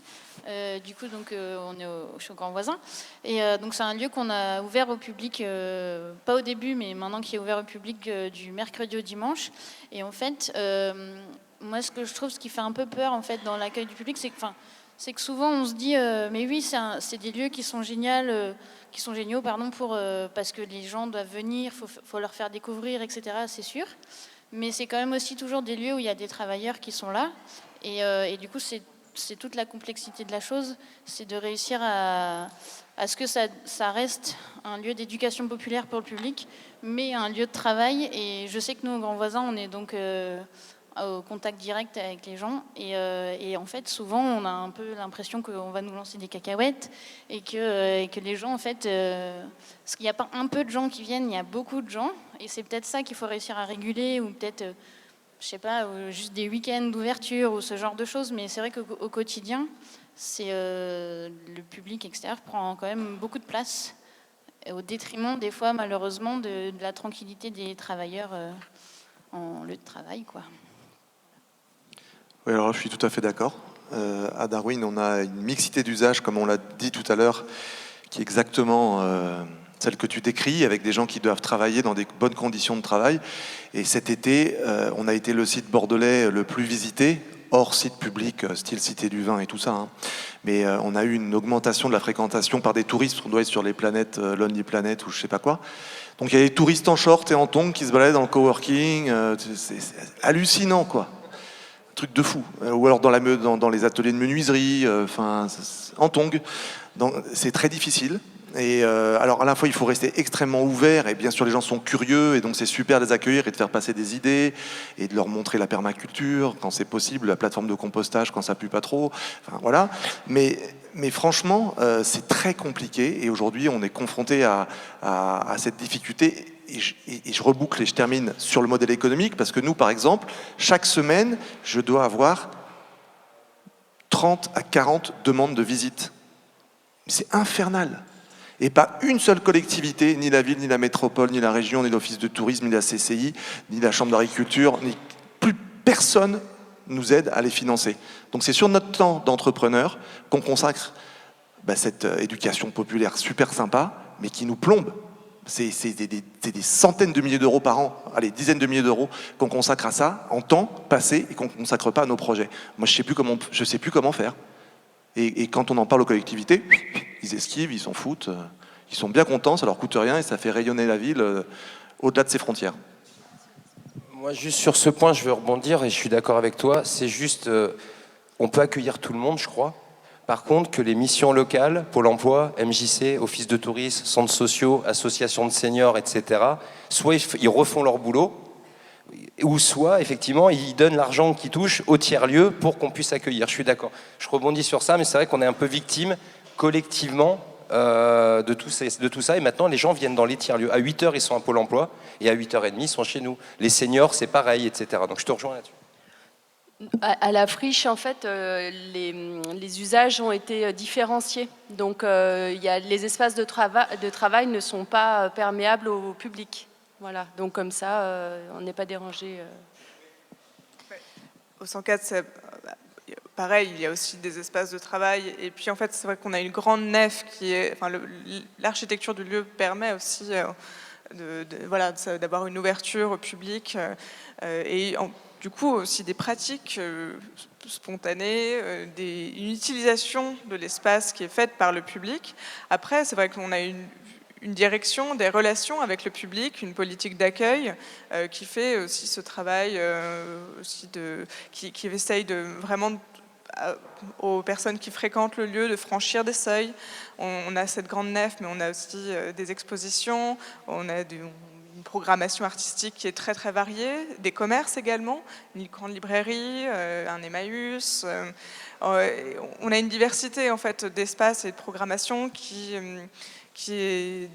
sur lesquels s'appuie notre équipe des relations avec les publics pour permettre aux gens qui fréquentent le lieu de découvrir des choses qu'ils n'auraient pas découvert forcément par eux-mêmes, parce qu'ils auraient pu se mettre des barrières symboliques, etc. Donc c'est vrai que cette ouverture au public fait partie du projet. Donc on a une équipe dédiée, mais par ailleurs, on reçoit également très fréquemment des délégations. On est aussi, du coup, nous, plutôt sollicités par des professionnels de la culture, des professionnels de l'aménagement, des collectivités qui souhaitent en fait plutôt s'inspirer de notre expertise, savoir-faire. Et ça, c'est vrai que ça prend du temps. Et donc aujourd'hui, d'ailleurs, on a du coup développé des missions d'ingénierie à différents niveaux. C'est ce dont je me charge plus précisément. Parce qu'en fait, il faut répondre à ces sollicitations. Donc autant, d'un côté, nous, l'ouverture au public, ça fait partie du projet.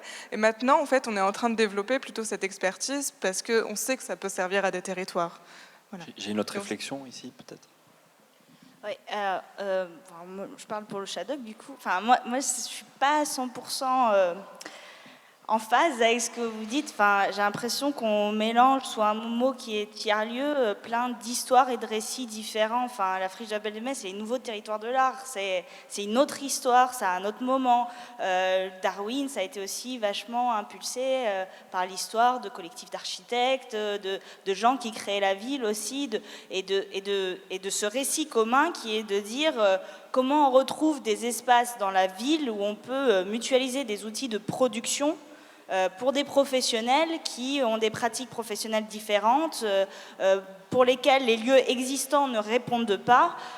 Et pour moi, un tiers-lieu, ce n'est pas une fin en soi. Pour moi, la fin, c'est ce qui se passe à l'extérieur du tiers-lieu. Et en ce sens, moi, j'aime bien parler... Enfin, je ne définis pas forcément le Shadok comme un tiers-lieu, je le définis plutôt comme un lieu-outil.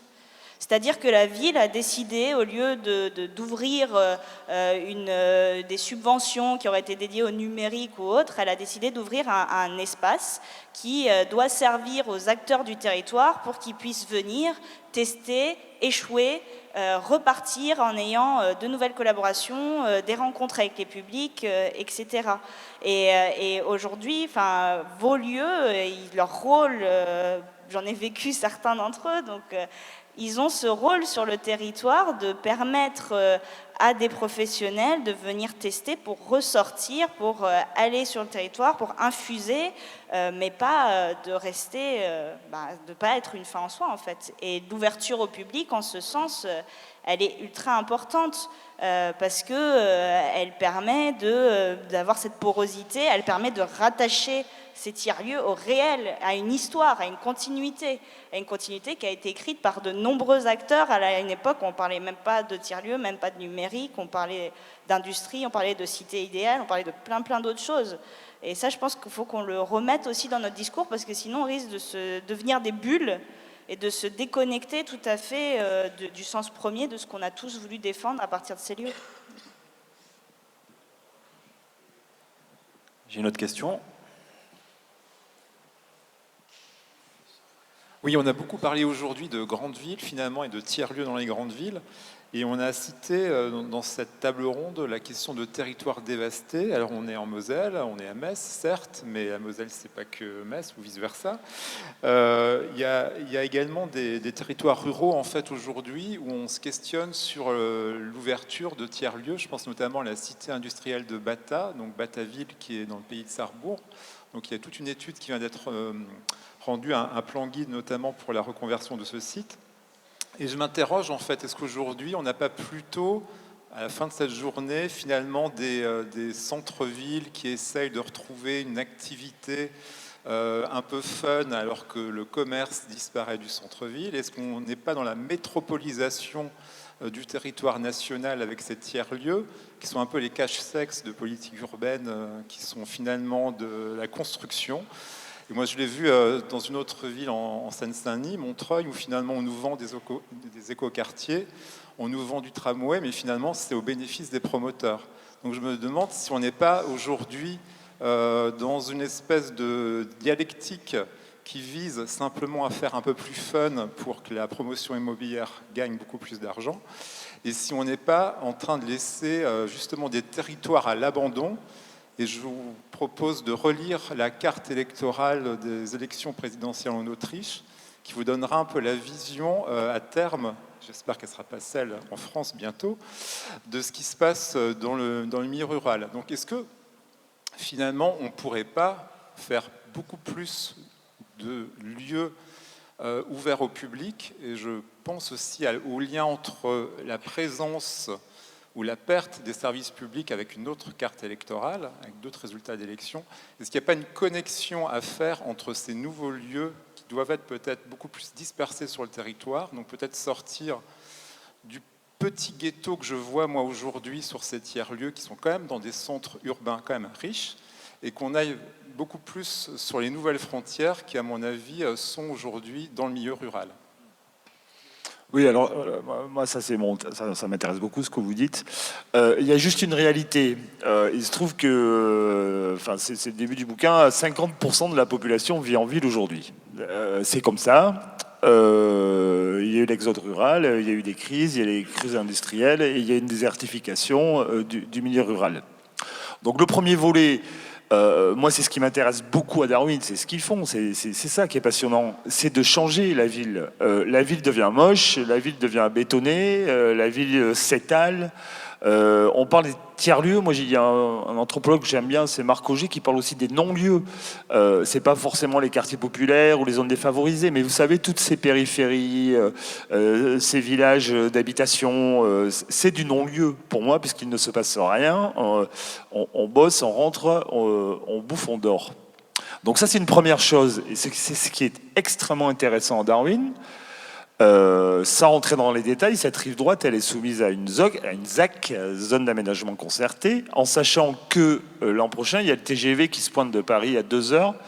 Alors moi, j'ai pas eu de chance aujourd'hui, j'ai mis 9 heures pour monter, donc j'espère que ça ira plus vite. Il y a une politique urbaine, municipale, qui veut attirer du monde, des CSP+, et qui donc fait tout pour loger ces gens-là. Vous allez vous balader aujourd'hui à Bordeaux, les anciens bassins en flot, c'était pas un lieu merveilleux, hein, mais aujourd'hui vous avez des immeubles dans tous les sens, du R+8, extrêmement moche et surtout vide. Et il faut savoir que la rive droite, là où Darwin se situe, ils ont des AOT, des autorisations d'occupation temporaire, et ils se battent petit à petit sur des appels d'offres. Ils ont en face Bouygues, Vinci, qui veut construire du logement. Voilà. Alors ça, c'est la question en ville. Il y a Darwin, mais moi, ce que je dis toujours, s'il n'y avait pas Darwin, qu'est-ce qu'il y aurait eu à la place? C'est une question très importante. Il n'y aurait pas eu cette diversification, tout ça. Donc déjà, en soi, l'existence de Darwin est importante. Ensuite, en milieu rural, ça c'est passionnant, parce que le numérique, par exemple, permet de sortir un peu de ça. Moi, il se trouve que je ne suis pas du tout à Paris, en fait, j'habite à Toulouse, d'où l'accent. Il y a pas mal de projets en territoires ruraux, parce qu'il y a aussi des territoires dévastés, l'industrie du cuir à Lavelanet, le charbon à Carmont dans le Tarn, le minerai en Ariège. Il y a plein de projets qui poussent en milieu rural, notamment grâce au Fab Lab, à l'économie numérique, tout ça. Il y a vraiment une grosse dynamique, hein, c'est vraiment très important. Le problème, comme ailleurs, c'est le fric. Les petits villages qui ont plus de commerce, qui ont plus de services publics, qui ont plus d'industrie, ils n'ont pas de pognon, quoi. Voilà. Donc il y a des dispositifs. Moi, je pense que les FEDER aujourd'hui, ils devraient être orientés en priorité en milieu rural, mais absolument. Il y a des dispositifs les PTCE, je ne sais pas si vous connaissez ça, qui sont dirigés en priorité en milieu rural. Et moi, je suis totalement d'accord avec vous. Je pense que des tiers-lieux aujourd'hui en milieu rural peuvent remplacer la Poste, peuvent remplacer la mission locale qui n'existe plus, peut faire guichet, peut faire Fab Lab, peut faire lieu culturel. Il y a un programme, pour terminer, qui s'appelle, c'est marrant, Origin of Space, un programme européen passionnant qui est en train de recenser justement tous ces tiers-lieux en France. Il y a un super projet dans l'Aude, en dessous de Carcassonne, qui s'appelle Montarlier ou quelque chose comme ça, qui a la pointe sur ces trucs-là. Je ne veux pas dire de bêtises sur le nom, mais qui a été repéré et il y a du fric qui va aller là-dedans. Mais ça, c'est un enjeu gigantesque parce que si le milieu rural ne vit pas aujourd'hui et demain, ça va être encore plus catastrophique dans les grandes métropoles qui se développent. Voilà. Alors, si je peux aussi évoquer la question des territoires ruraux, c'est vrai que donc nous, on intervient sur la friche la plus symbolique de l'agglomération caennaise, mais on met en place un processus, on met en place une méthode qui correspond aux besoins de ces acteurs du territoire, sauf que ça va nous donner une visibilité qui clairement derrière a aussi pour objectif de pouvoir nous permettre d'intervenir et d'aller voir des collectivités qui ont clairement pas du tout de sous, notamment du coup moi en plus j'habite dans l'Orne, donc c'est vrai qu'on est filmé, donc je ne dirai pas ce que j'allais dire. Mais bon bref, il y a la vallée de l'Orne et il y a alors là bonjour les territoires en déshérence quoi. Mais tout ça pour dire que malgré tout, c'est quand même important du coup d'être dans des lieux de visibilité. Nous, on n'aurait pas réussi à... Enfin, tout n'est pas bouclé, mais on ne pourrait pas sortir notre projet s'il n'y avait pas ces autres lieux ou ces autres façons de faire qui nous ont permis de justifier le fait qu'il y ait des investissements qui se fassent dans la Grande Halle. Mais derrière, l'objectif, c'est très clairement d'aller voir d'autres territoires, et plus particulièrement des territoires ruraux, où il y a aussi des friches, et de leur dire, écoutez, voilà, il y a un processus qui peut se mettre en place. C'est le processus qui passe à l'action, qui fait qu'on prend les acteurs du territoire, on leur dit, écoutez, on fait, on agit, vous avez un lieu, allez hop, on y va.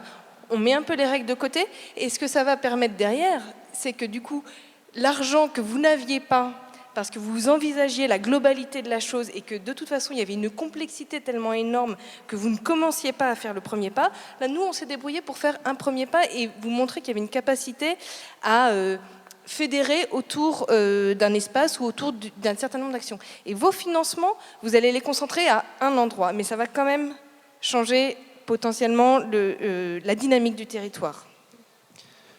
Je voulais juste, je vais abonder dans le sens des deux réflexions précédentes. Donc, Simon Laurent, le Tour des trucs, un Tour de France des tiers-lieux l'été dernier. Juste pour l'exemple, vous parlez de gros financements, de gros sous qui interviennent pour développer ces projets qui sont tous magnifiques, spectaculaires, très inspirants. Tu viens de le rappeler, Ophélie, et c'est nécessaire pour défendre nos projets sur les territoires. Je peux simplement rappeler l'exemple, un exemple que je connais bien, qui est celui de l'Atelier des Beaux Boulons, qui est un Fab Lab associatif à Auxerre, qui fonctionne depuis 3 ans sans subvention, qui organise des événements, qui rassemble, à l'échelle de Serres, c'est pas mal, c'est 750 personnes, un Open Bidouille Camp, avec 180 € de dépenses. Ce que je veux dire, c'est qu'on n'a pas besoin de ramener tout de suite ces questions de financement dans le champ. Moi, je pense que la frugalité des projets suscite la créativité dans les projets. Je pense que la frugalité dans le développement des projets, c'est la meilleure manière de faire sortir le meilleur des gens, qui se posent les bonnes questions, qui aillent chercher les bonnes solutions, et en plus locales, qu'on n'aille pas inventer des trucs qu'on va acheter à Pétaouchnok pour préparer, réparer, construire, etc.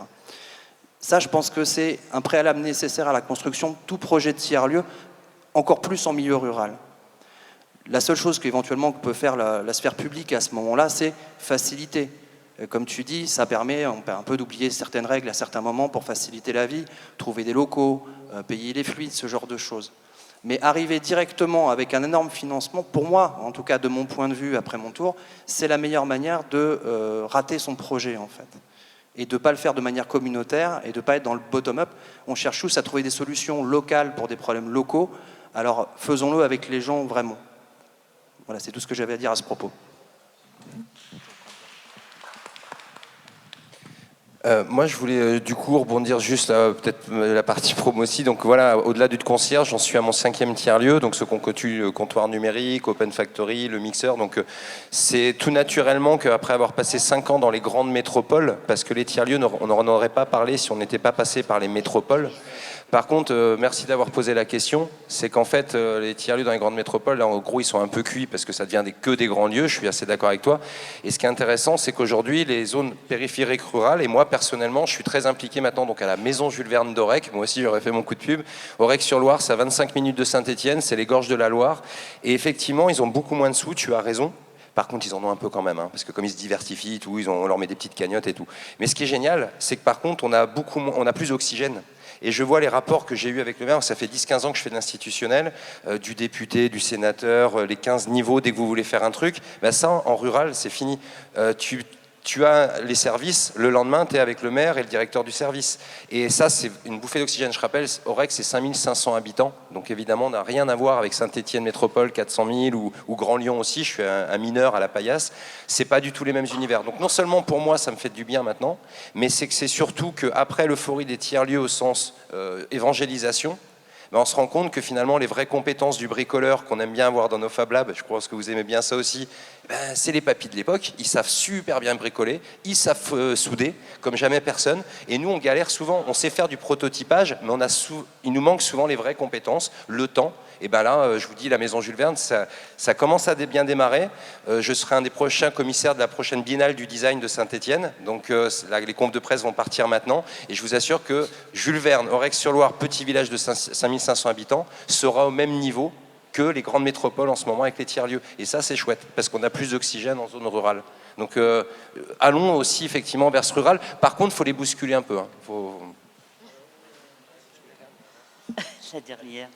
Oui, mais merci tout d'abord pour toutes ces expériences. C'est vrai qu'on est venu ici pour vous entendre. Et puis, moi, je suis un peu perplexe parce qu'en fin de compte, moi, je vous imaginais comme des expériences pour réfléchir sur demain.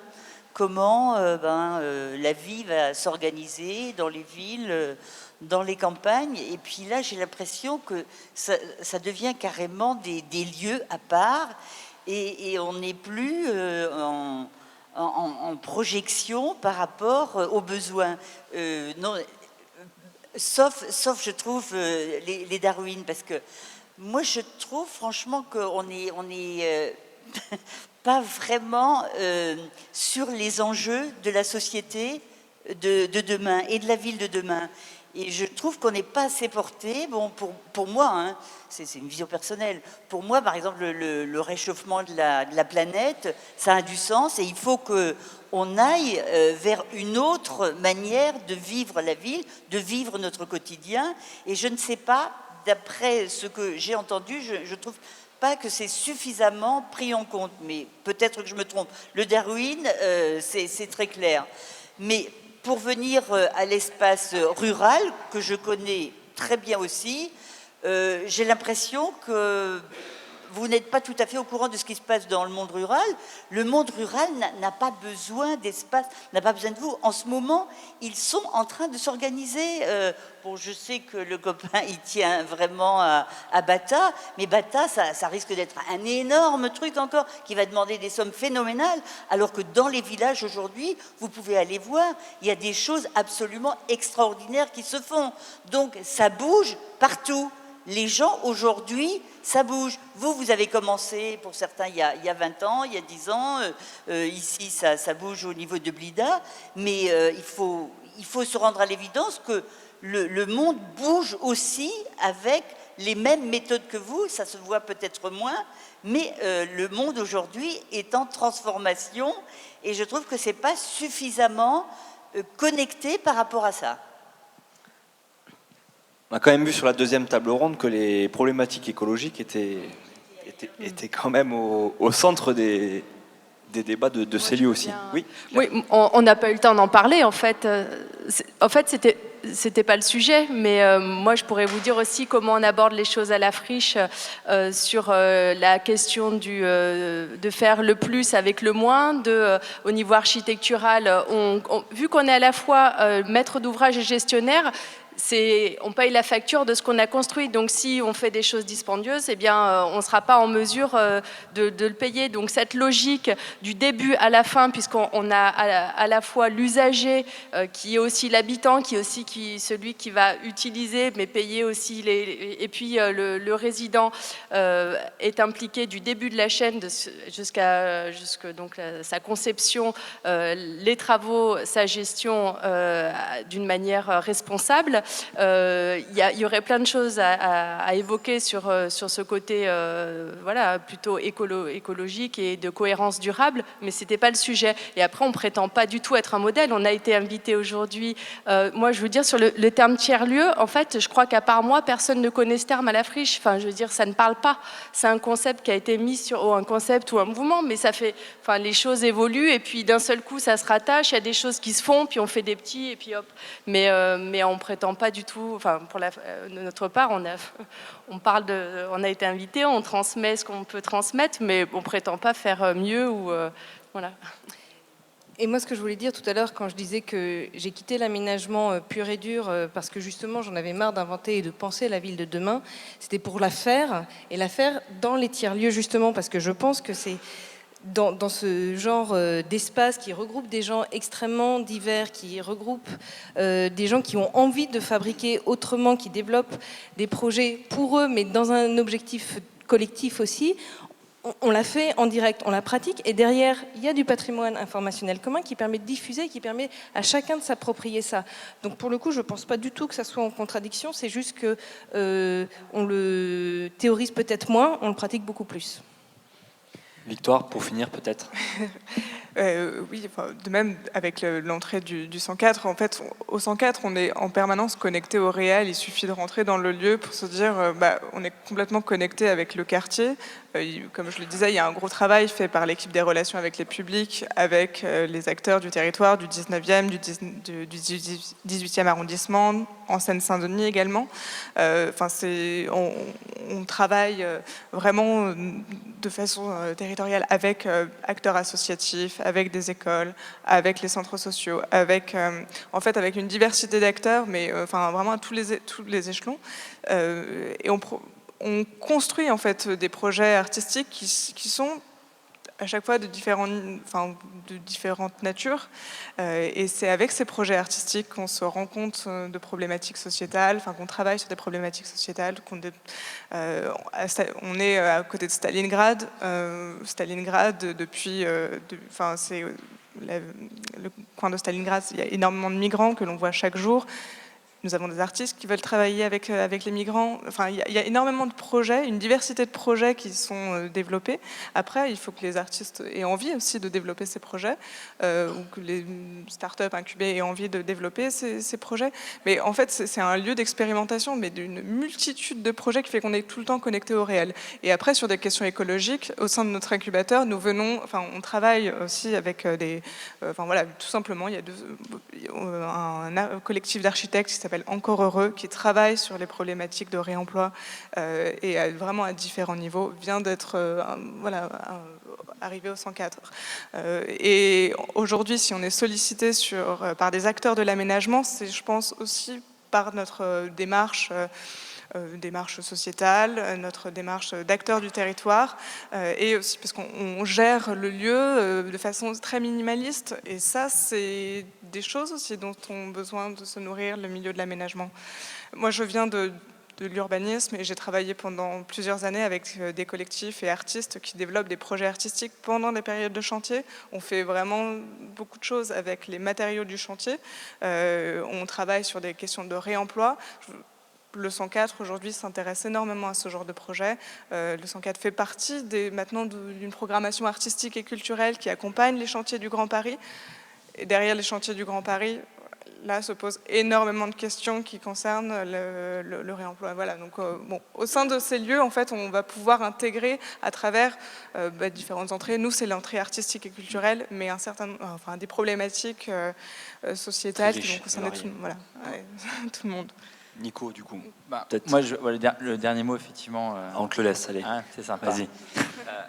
Je crois que surtout, il ne faut pas opposer les modèles, ni la ruralité aux grandes villes. Il ne faut pas opposer effectivement la démarche que peuvent avoir les lieux sur la transition écologique que sur le numérique. Nous, aujourd'hui, on essaie d'incarner ces deux valeurs à Blida. Peut-être que dans d'autres lieux, on interrogera d'autres choses. Aujourd'hui, effectivement, les choses, elles sont en mouvement, elles bougent partout.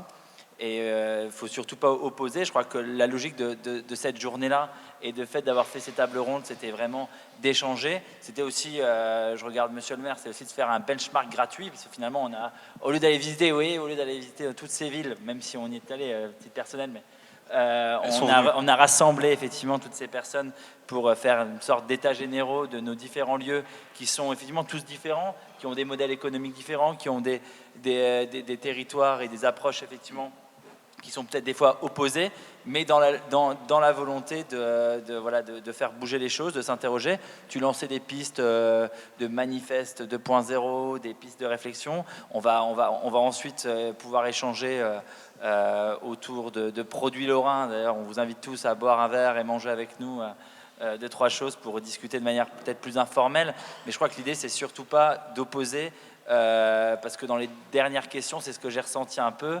Je crois qu'on n'est pas dans cette idée-là. Je crois que chacun a son projet qui est en phase avec son territoire, qui a une approche qui peut être différente, mais la logique est vraiment de dire... C'est l'échange entre les différents projets qui est important, justement, et c'était le but de cette journée, comme tu Exactement. Voilà. Et... Est-ce que c'est Monsieur le maire, votre coq? Parce que vous avez quand même En fait, c'est Monsieur le maire qui est dans le coq, effectivement, des vidéos Tesserra Blida. Voilà, c'est lui. C'est lui.